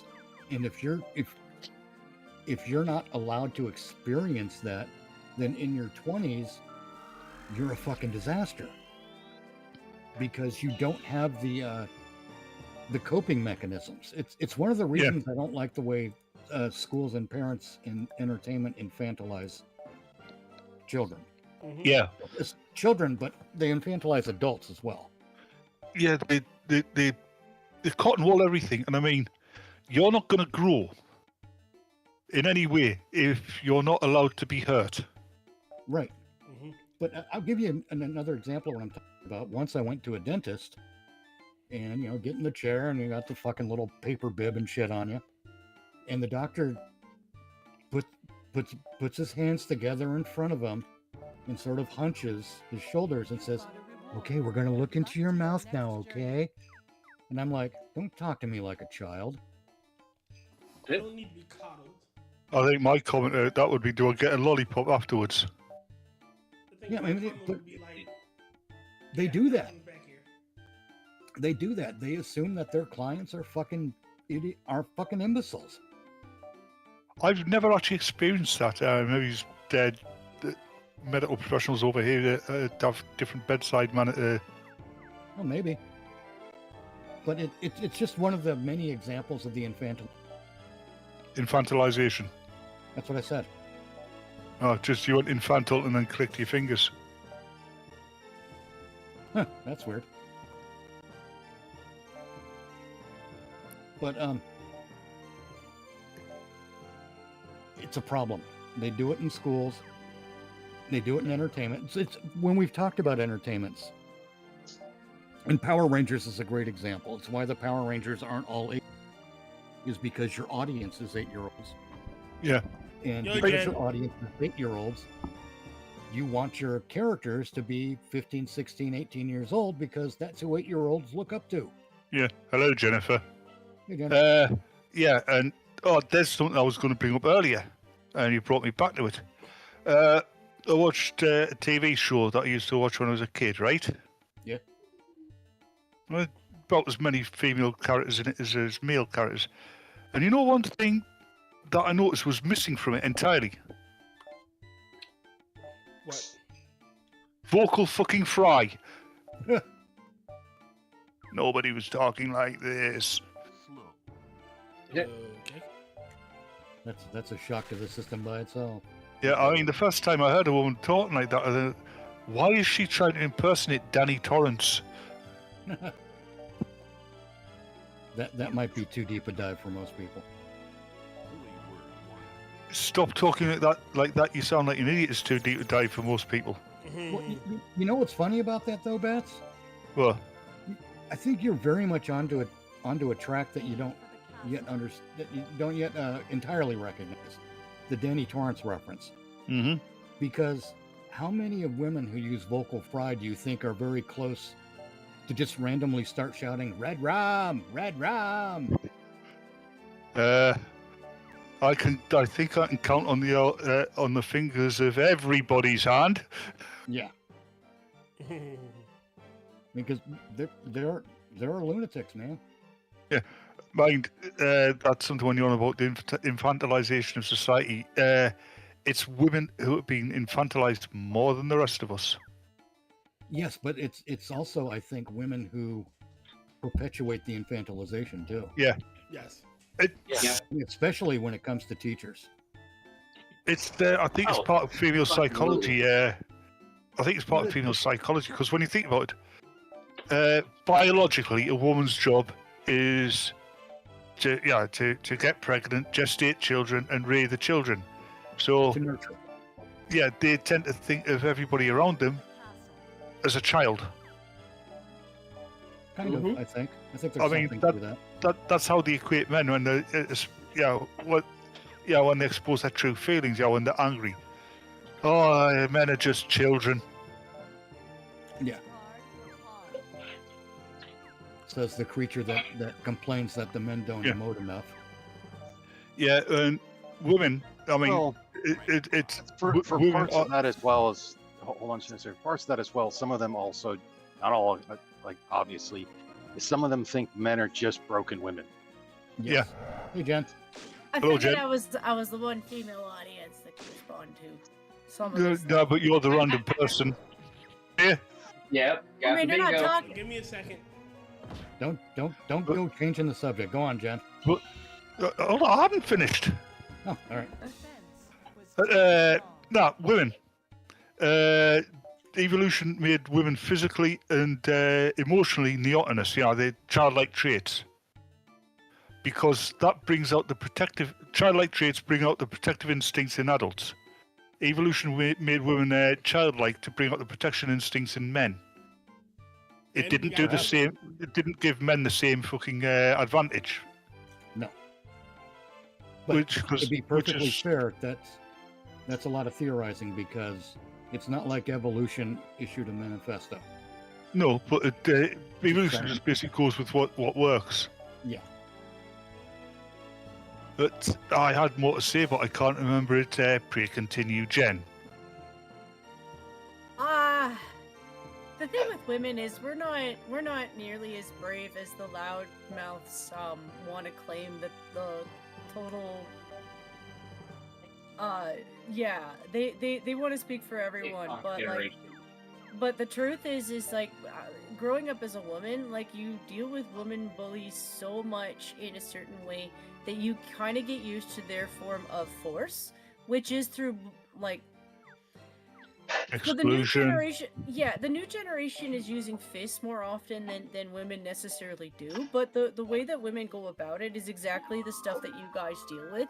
So like when it comes to women, like it is very easy to fall behind, well, this woman's just kind of a bird mouth squawking piece and maybe hopefully no one will take her seriously. But the truth is the bunch of them have really started speaking for everyone. And women who are like, I just don't want to deal with that shit. Well, yeah, we kind of have to. We have to. And that's the problem, is getting women to actually be brave for the first time in our existence and tell the other bitches to shut the fuck up. And it's not about preserving rights. It's more about y'all are like insane and you're leading yourself towards lobotomies, let alone not voting anymore. Yeah. I want to bring up a point Rotten made about women, and it's a feminist credo that men are broken women. It goes deeper than that. Feminists, a lot of feminist academics will actually teach that human beings were originally all female, right? Yeah. Oh, I hate that stupid shit. Yeah, and then there was a mutation which caused men. Sure. Okay. And I find that hilarious. It's the first time I heard it. This woman who previously I thought was alright, and then she came out with this. And first of all, I had to stop myself laughing. Then I had to point out that if that was the case, we'd be unique in the entire mammalian fucking family, and especially amongst our own fucking group, primates, because there's no other mammal does that. Right. Well, that's what leads you to somebody like Elliot Page. Who I know, but I don't want to claim her anymore. Well, we don't want to. to. I'm taking it out. But it's the part where she has to go to like animals, like the lowest type of animals for her needs. And it's just, at no point should anybody have to associate themselves with the thought that they need to be like an amphibian or like a seahorse who's completely built differently because they live under the sea. And they're probably eaten by everything else, so why would you want to be like that? I hate Elliot Page because Elliot Page killed one of my favourite actresses. I just, I think she's leading a lot of other people who are also mentally ill into, which is honestly probably a severe cutting culture. Yeah, I think it's worse than that, Jen. I think she backed herself into a corner where she had no choice but to undergo the sexual reassignment. Because you say now, she says she's happy and she's fulfilled. Yeah, you can tell she isn't happy. She's miserable. And you see interviews of her beforehand. Do you mind? You see interviews with her beforehand when she was still Ellen Page.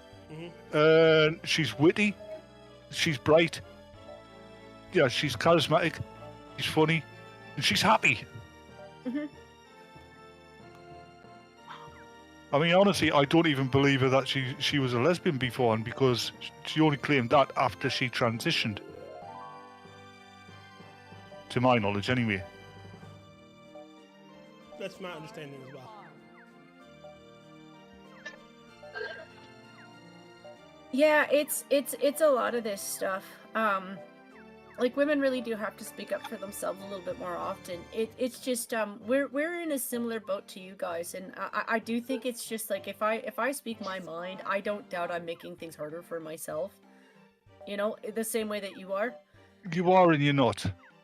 Women have gotten all the rights and all the privileges that they think men automatically get, which we don't.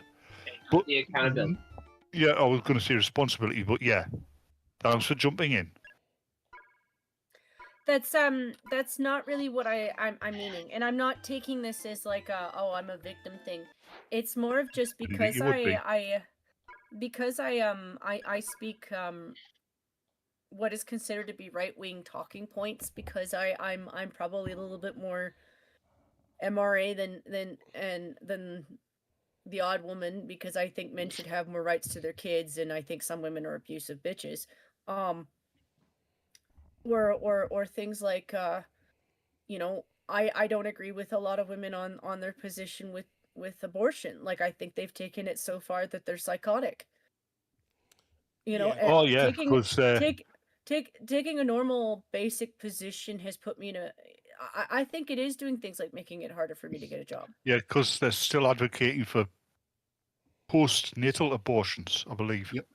Yeah. So, well, I mean, that's some of the, and that's where this is a really fun one. Is a divorce attorney confirms he has multiple male clients requesting to use their wife's public support of Lindsay Clancy in custody battles.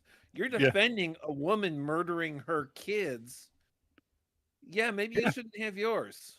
I'm actually really pro that. I'm a lot of what I was seeing from those women looked like they were absolutely okay with abusing their kids just to make a point. And well, yeah, why do you think there's so many trans kids in Hollywood? Yeah. Hold on really quick. I want to make this joke. All right. So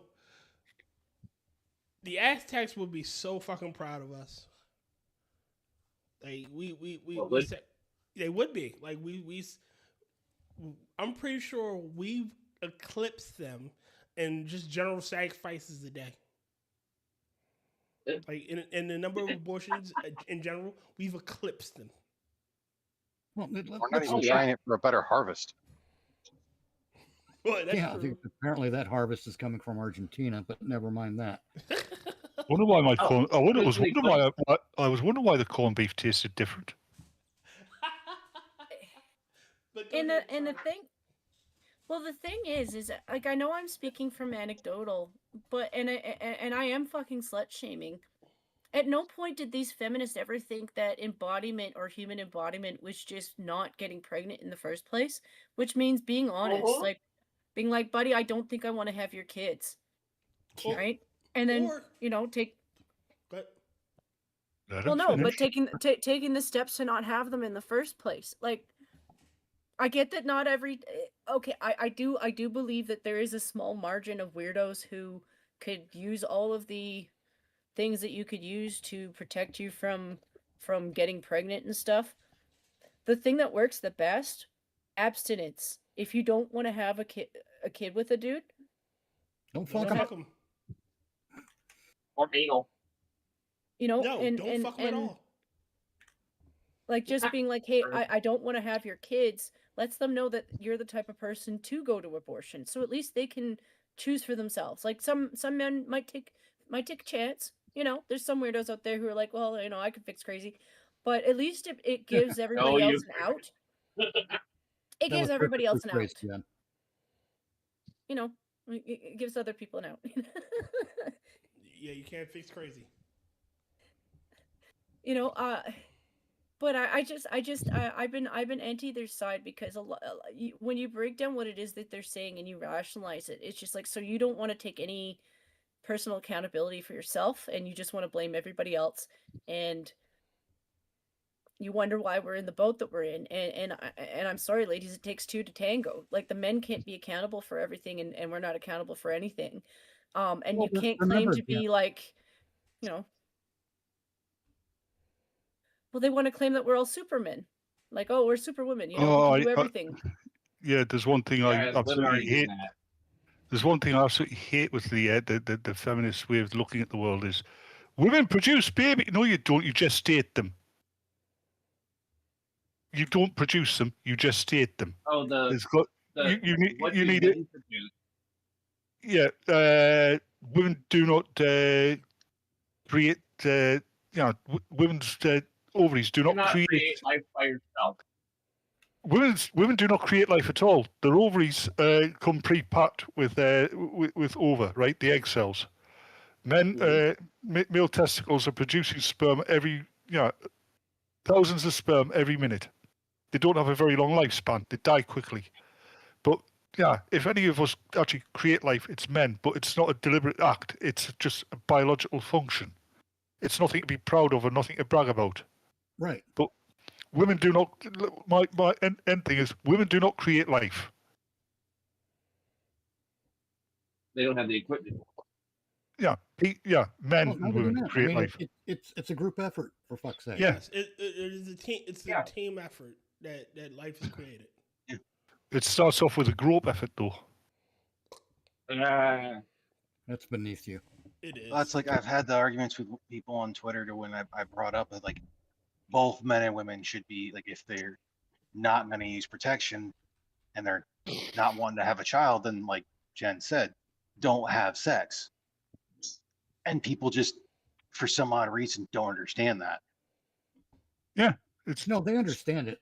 They think of you as they think if they claim ignorance, then it's not their fault. Yeah. Wait a minute. What did you say? Critical. And at least it's not as done. Critical. I was saying they'll be like, "What are you, some evangelical Christian who thinks that no one should have sex?" Like, oh my god. No, I want to add something. I want to point out something tied to what Jen was saying. The women that Jen described are the same women who want to consider it an act of rape when when a man argues with his wife over the placement of a coffee maker on the kitchen counter. Mm-hmm. Mm-hmm. It's the same women. The women Jen's describing want it both ways, and Yep. Yeah, it's up to us to say no. Well, I mean, to By us, I be don't fair, mean men. I mean rational society. I'm sorry. Go on. To be fair, you should let her argue a little bit with the placement of the coffee maker on the counter, simply because if you're not the one sitting on the counter, you can't really, you shouldn't have as much say over where you're sitting. I mean, that was terrible. Oh yes, and You're I had to recreate the picture, but it was basically this. Can you remember Happy Days? No. So you can't remember the Cunninghams? God, Jesus fucking Christ! I'm not that. I'm a child by comparison to you. You are ancient. Yes, but I'm younger than you, Tyr. Hold on, Tyr. I'm younger than you, and I know the Happy Days. I know of the Happy Days, but I've never seen. I've never extensively seen it. Where I could. Okay, remember, this is you ought to. No, hold on.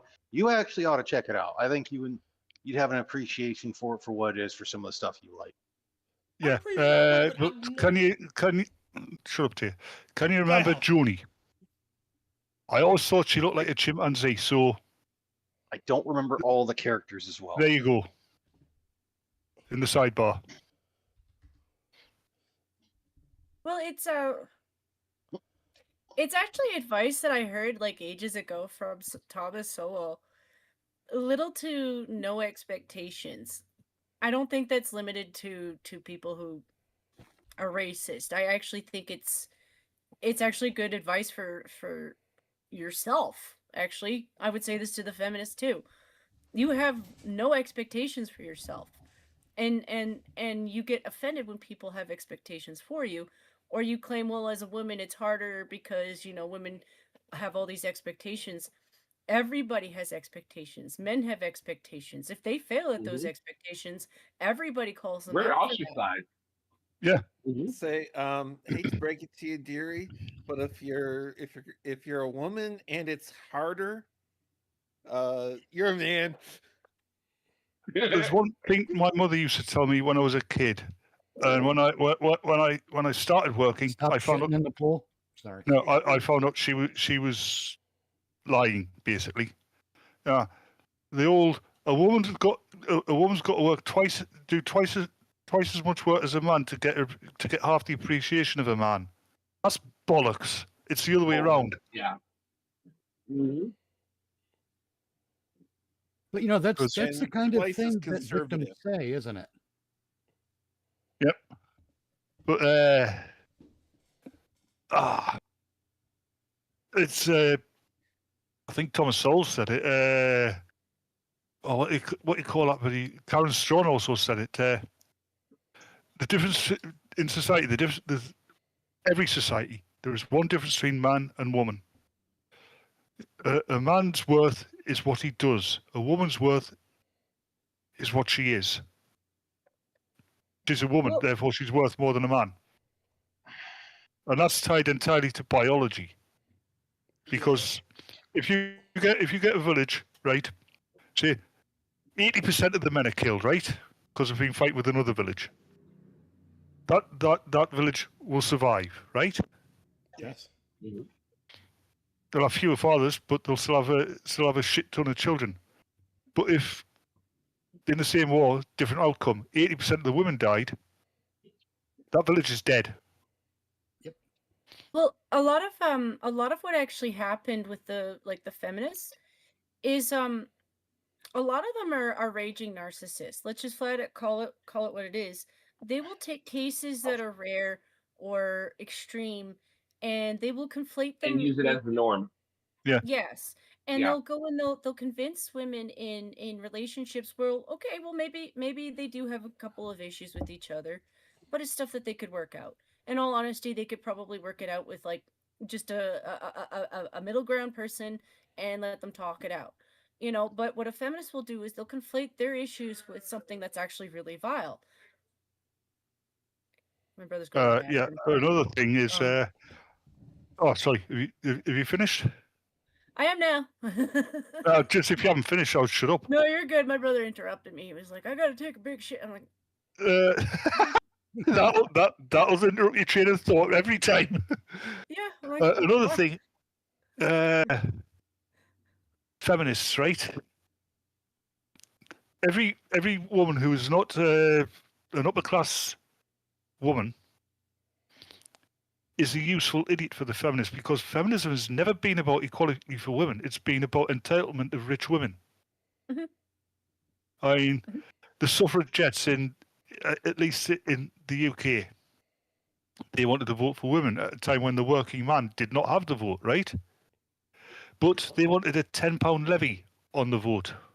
So every time a woman voted, she had to pay £10, which was fine for the likes of Emily Pankhurst, who could go to her husband or a father or a brother's and get £10 and go and vote. Mm-hmm. But working class woman couldn't afford that. In no way could they afford that. Nope. Yep. It hasn't changed either. It's And just now they're going to the college kids who are already kind of dumb. And the suffragettes said they weren't champions for anybody. They were fucking terrorists. And the one that they celebrated, who was trampled by the king's horse at Ascot. Yes, that's because a stupid tart got into the fucking horse box before the start of the race and tried to tie a banner to the horse and got trampled to death by it because she terrified it. Yep. That sound like a you problem. It wasn't a me problem. I had nothing to do with her. No, you know what I mean, you bastard.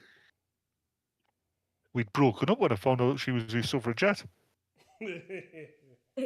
It's actually funny that you go as far back as the suffragettes, because you know the pro Lindsay people are like, women wouldn't be able to strangle their kids. Yes, I'm they like, would. the most famous female serial killer was a woman from the Victorian era who was in charge of an orphan house, and 400 babies. Yeah, the easiest way to kill somebody is by a man who is not very strong can successfully strangle a strong man to death. Yep.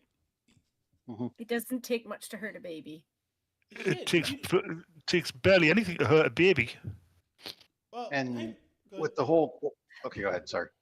He's a coward. God damn it. Can I get a thought out? Yep. No. What I thought... Look, just let Tay talk, okay? I hate all of you.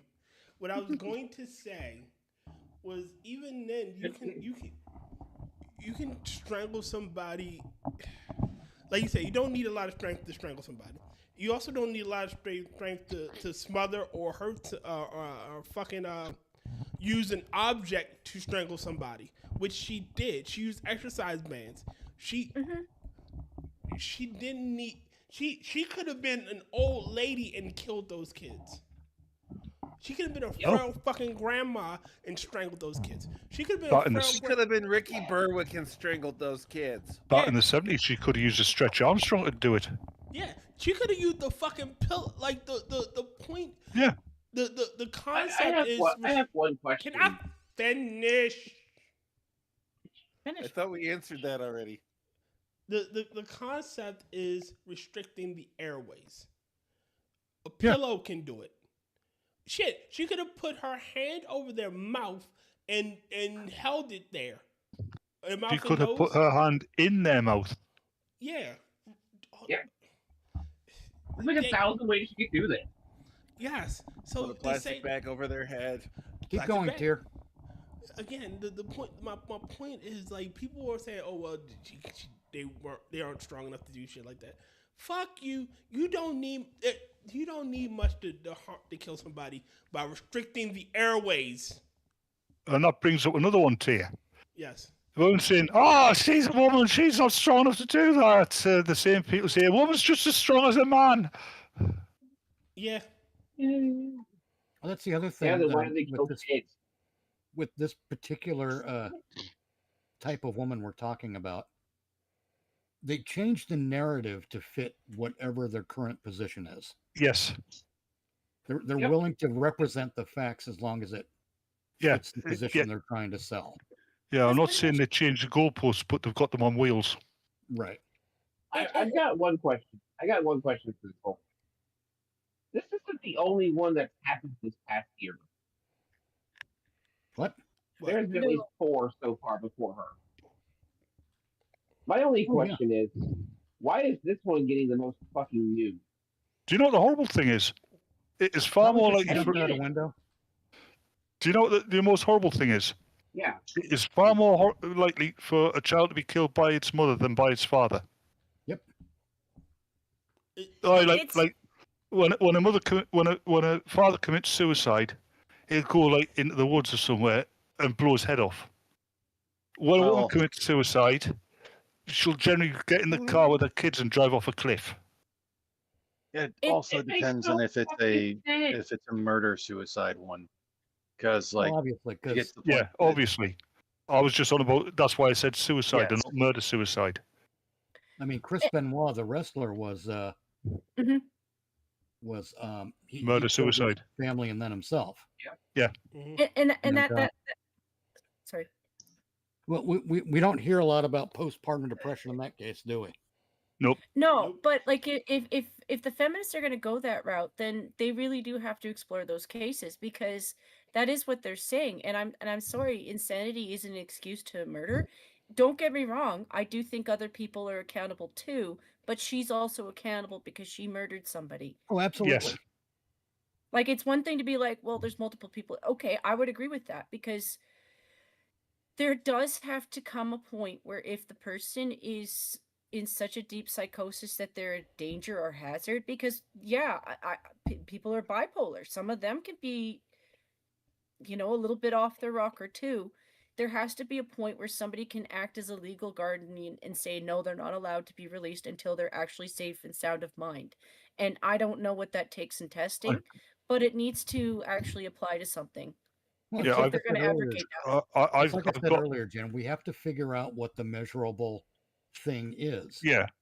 And I've got a more brutal approach to what you just said, Jen. When a dog goes mad and starts attacking people, you kill it. Well, yeah, Atticus Finch. Yeah. Well, It's that's the after effect. Like, that's the after effect of what happened. I'm just saying to not have it happen again. They need to actually, and that's what the feminists are like. I don't know if they're aware that that's what they're leading themselves towards. But to be clear about the mad dog, what's the word I'm looking for here? Analogy. Analogy. To be clear about that, we know what a mad dog looks like. Yes. With enough warning to know we need to shoot that son. Yes, when it comes to people, we don't necessarily know what they look like until after the fact. Yeah. Well, here's the thing, Mitch. When you're dealing with someone's chemical makeup, and that's generally what these antidepressants, beta blockers, stuff like that. It all depends what works for some doesn't work for another. Right. Until we can get to where there's like what do they call it? In antibiotics, it's a panacea. Penicillin? No. Oh, panacea. No, panacea is a. It's the mythical cure-all. Cure-all. Yeah. There's the thing, James. Psychological pharmacologists know exactly how to trigger any given type of psychosis in somebody temporarily with drugs, and to reverse that psychopathy as well with drugs. I don't think makes you think. Quite a lot of them they do, but it makes you think, doesn't it? It does, but at the same time, like I said, you're dealing with an individual's chemical makeup, and just like we haven't gotten to the point yet to where there's, okay, well, you're displaying X, Y, and Z symptoms. Take this.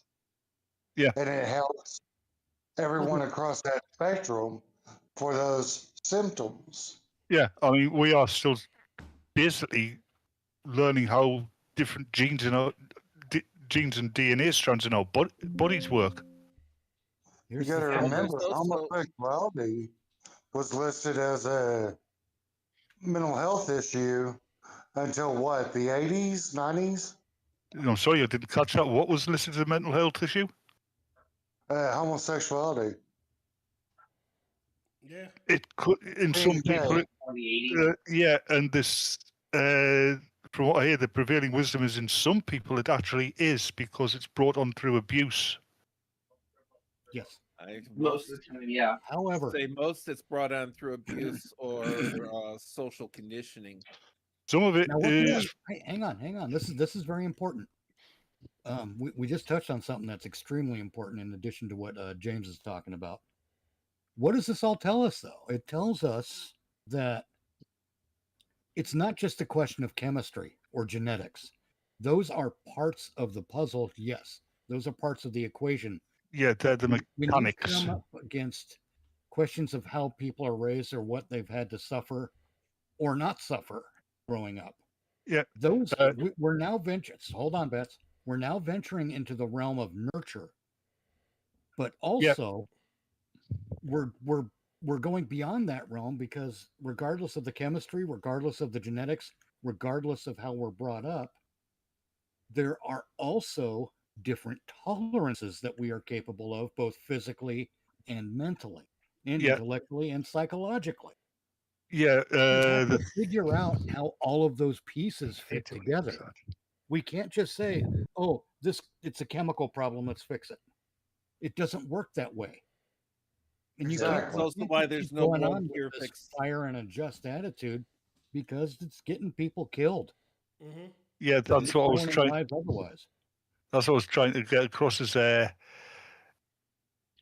how somebody is raised, any abuse or trauma they go through, has a direct effect on your brain chemistry. It changes it. This is proven scientific fact. Yeah, but you're right about tolerances, but also tolerances change because of those same factors. I mean, the whole thing about nature versus nurture is bollocks because the two go hand in hand. Right. That's kind of the point I was making. Yeah. I'm just adding to it. Which is also why there's no one cure fits all, because it is a combination of factors that will out in various people in various ways.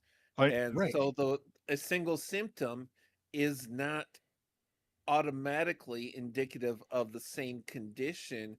When you're dealing with afflictions of the brain, one symptom could be a dozen different ones, each one having a different medicine that's typically somewhat effective. And then you get the people that have paradoxical reactions.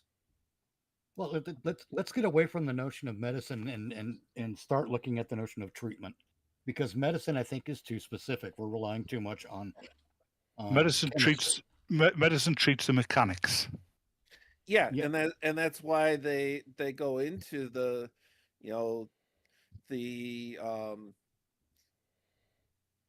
however you want to feel about it and everything, but the difference between just taking the applicable pills and seeking therapy, counseling, whatever helps you work through your issues is, the effectiveness between those two is a wide difference. Oh, I've got the perfect example. You know what the perfect example of what we're talking about is? What? Gastric bypass surgery. Okay. How many people did that fail on? Because we addressed the physical part of the issue, but we never did anything to address the psychological aspect. Oh, you mean where they have the stomach fucking stapled and stuff like that? Yes. Yeah. Any one of the sleeve, band, cut and shorten, Yeah, any of that shit.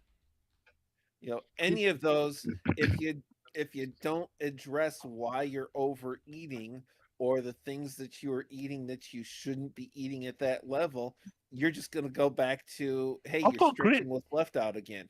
I've got a great way. It might sound cruel, it might sound heartless, but it would work. Stop people who are compulsive overeaters. It would stop them.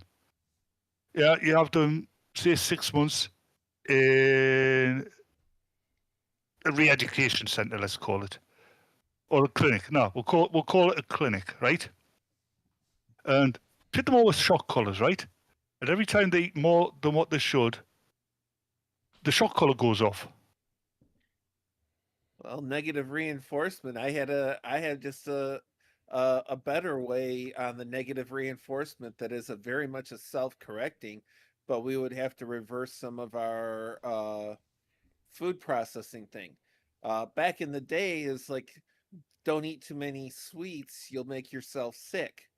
There's a reason for that.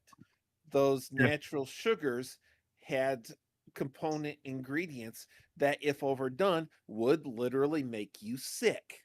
Not over here, but then again, our sweets are made differently. Well, that's the thing. The current processing for, especially like table sugar and everything, removes that enough/too much component from the sugar. So now, and corn syrup doesn't have it at all.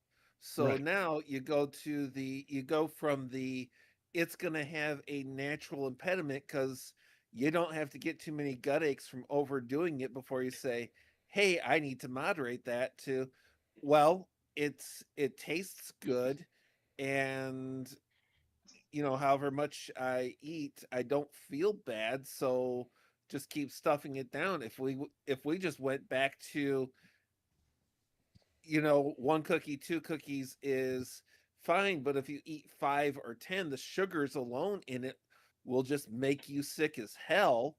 Basically, going back to eating real food. Yeah. Even if that's not going to make you sick if you eat too much.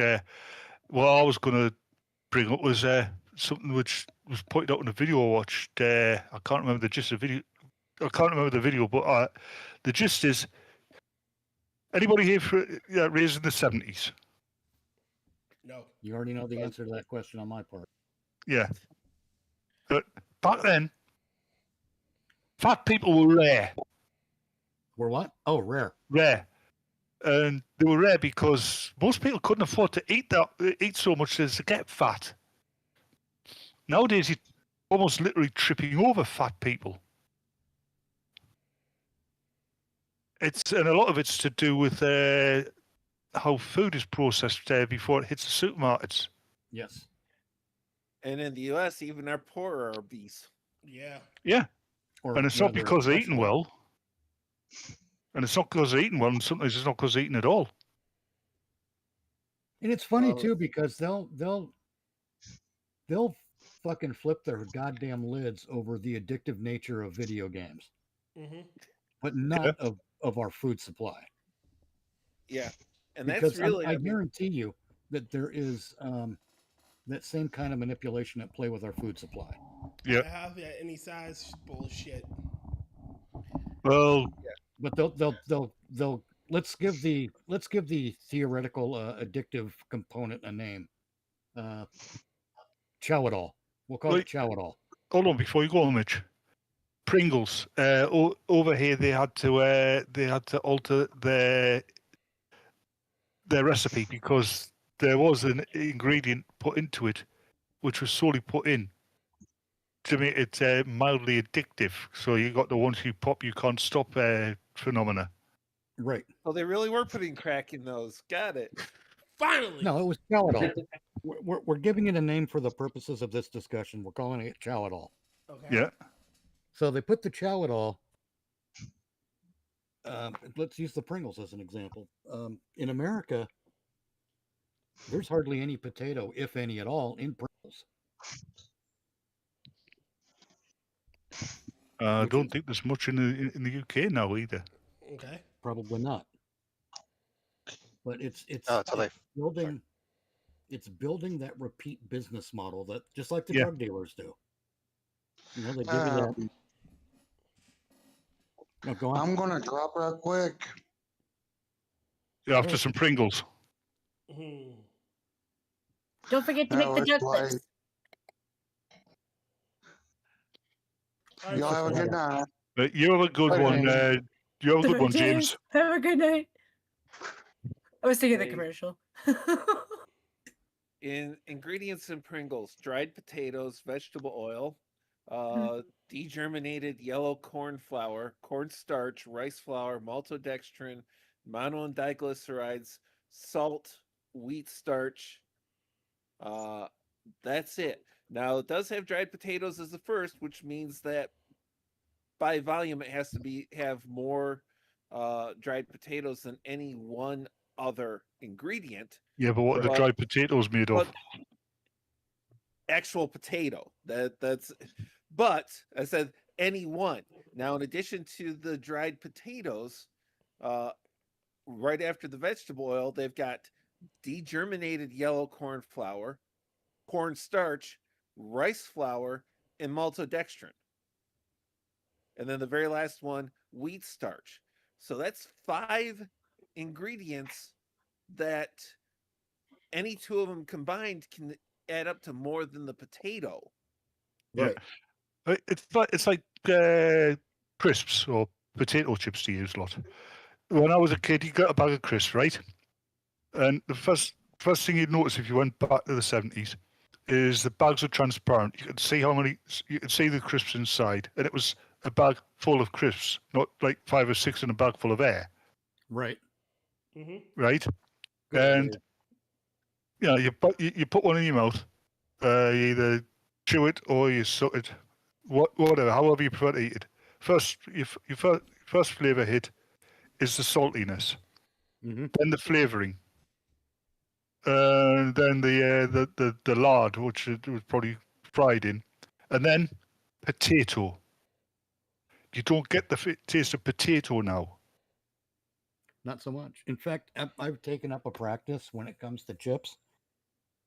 I go through and I look at the ingredients and I go with the brand or flavor, whatever, that has the least ingredients on it. Yeah. Every time. And I've started to expand that to every other food. I try and avoid the big brand fucking names when it comes to crisps. Oh, yes. I'm going to have to start doing that. The one I found I actually like, but they're not cheap. Lentil crisps. They're made with lentils. Obviously. Lentils. The biggest thing you kind of have to pay attention to when you're doing that whole thing is don't follow what the dumbass it's like food influencers say when they're like, if it's got this really long name you can't pronounce, that's poison. And it's like, that's not always the case. If you can't pronounce it, you have a fucking smartphone on you 99% of the time. Just look the shit up. Have you guys heard of a guy named Liam or the plant on YouTube? Nope. I've seen him on Facebook. His name's Liam. He goes through and he does a lot of like taste testing of different foods people bring up and whatnot. Typically like different health foods and whatnot. Mm-hmm. Because like you'll see a lot of the women fitness influencers that'll actually like make stuff that tastes good instead of a lot of the male physical influencers that are like just eat baked chicken and rice. And it's like, homie, you can add salt and pepper to it at bare minimum. It's not gonna kill you. Right. Well, you're not eating it for it to taste good. You're eating for this. The no calories that the salt and pepper is gonna give you is fucking fine. Say yes. You eat it to fuel the body. However, there's a reason that food tastes good. Eating it should be an enjoyable process, not just, oh, hey, I'm filling the gas tank. Because guilt is not an ingredient. I've said this before, man. Part of a good diet is the psychological component. Yeah. It's also... But to go back to... It's actually quite important to your psychological health that you have interesting food. All right, go ahead, Jen. Well, I was going to say the other thing, too, is like the reason you'll crave things like salt is because your body does need some salt. That's why so many energy drinks have a little bit of salt in it. You know, like the Well- hydration drinks, like there's a little bit Oh, of yeah, salt in it. because with salt in the drink is what helps to create the electrolytes. It's not Also, about. and Sorry. well, hold on. And that thing as well, it's because of the study that was done on rats. And the thing that people don't look at is how much salt was actually used. Like how much salt, like majority of foods you eat, even if you're eating the garbage ultra processed food, is still not giving you enough salt that's actually going to kill you. Yeah, Nor there's really another- hurt you that much. There's another thing rotten on top of that. People avoiding salt is actually causing health problems, the same as it did in the 20s. Probably. Because they had this whole anti-salt thing back then, and people were actually dying through salt deficiency illnesses. It's almost like there's a balance, and somehow, some way, we can't just get like a review of like the nutrition that like Canada's still using the one from World War II, okay? Sorry. Yeah, go ahead. No, you're good. Like you said, your body craves these things. It needs these things to. All right, the food alone isn't necessarily which. If you were just eating to fuel your body, then go eat a rock. You know, get your vitamins and minerals straight from fucking trees and shit. Just eat some bark. You'll be fine. But Many that's parts not are edible. Many barks are edible. You know, that's what cinnamon is. But Grass is edible. But my point being, if you know, it would just to fuel the body. Fuck, take a vitamin because that's all your body needs. You just need something to give you energy. And It's to give not you all your body needs, though. It isn't, because Your body also needs matter. Yeah, I was going to say, because that's something doctors have pointed out when people are going, in the future we'll just have a pill for breakfast. And yeah, but you actually need the mass. I hope we don't need. I can't. But it's an interesting aside, since we're on about food. You know that human beings have an abnormally small stomach. Yep. And abnormally small jaws and teeth. And you know why? Why? Because we evolved to eat cooked food. Yep. Which is another nail in the coffin of these people who think that we should be eating raw food because cooking it gets rid of all the nutrients. Actually, it combines and improves the nutrients that are already there when you cook it. And I'm getting we end up with some incredibly nutrient-dense foods. Yeah. All right. Oh, okay. It is past 1 o'clock. I need to get to bed because I have work in the AM. So, ladies and gentlemen, I thank you for coming out. It has been, honestly, it's been a good discussion. Jen, thank you for popping up. And I'm going to go straight to the bingo board and see how many bingos we got. We had one random person, so we do have bingo going down the diagonal. We haven't had any gay noises. No one had to say. I said every time you open your mouth. I already marked off. Furry bastard makes fun of. It's another freebie.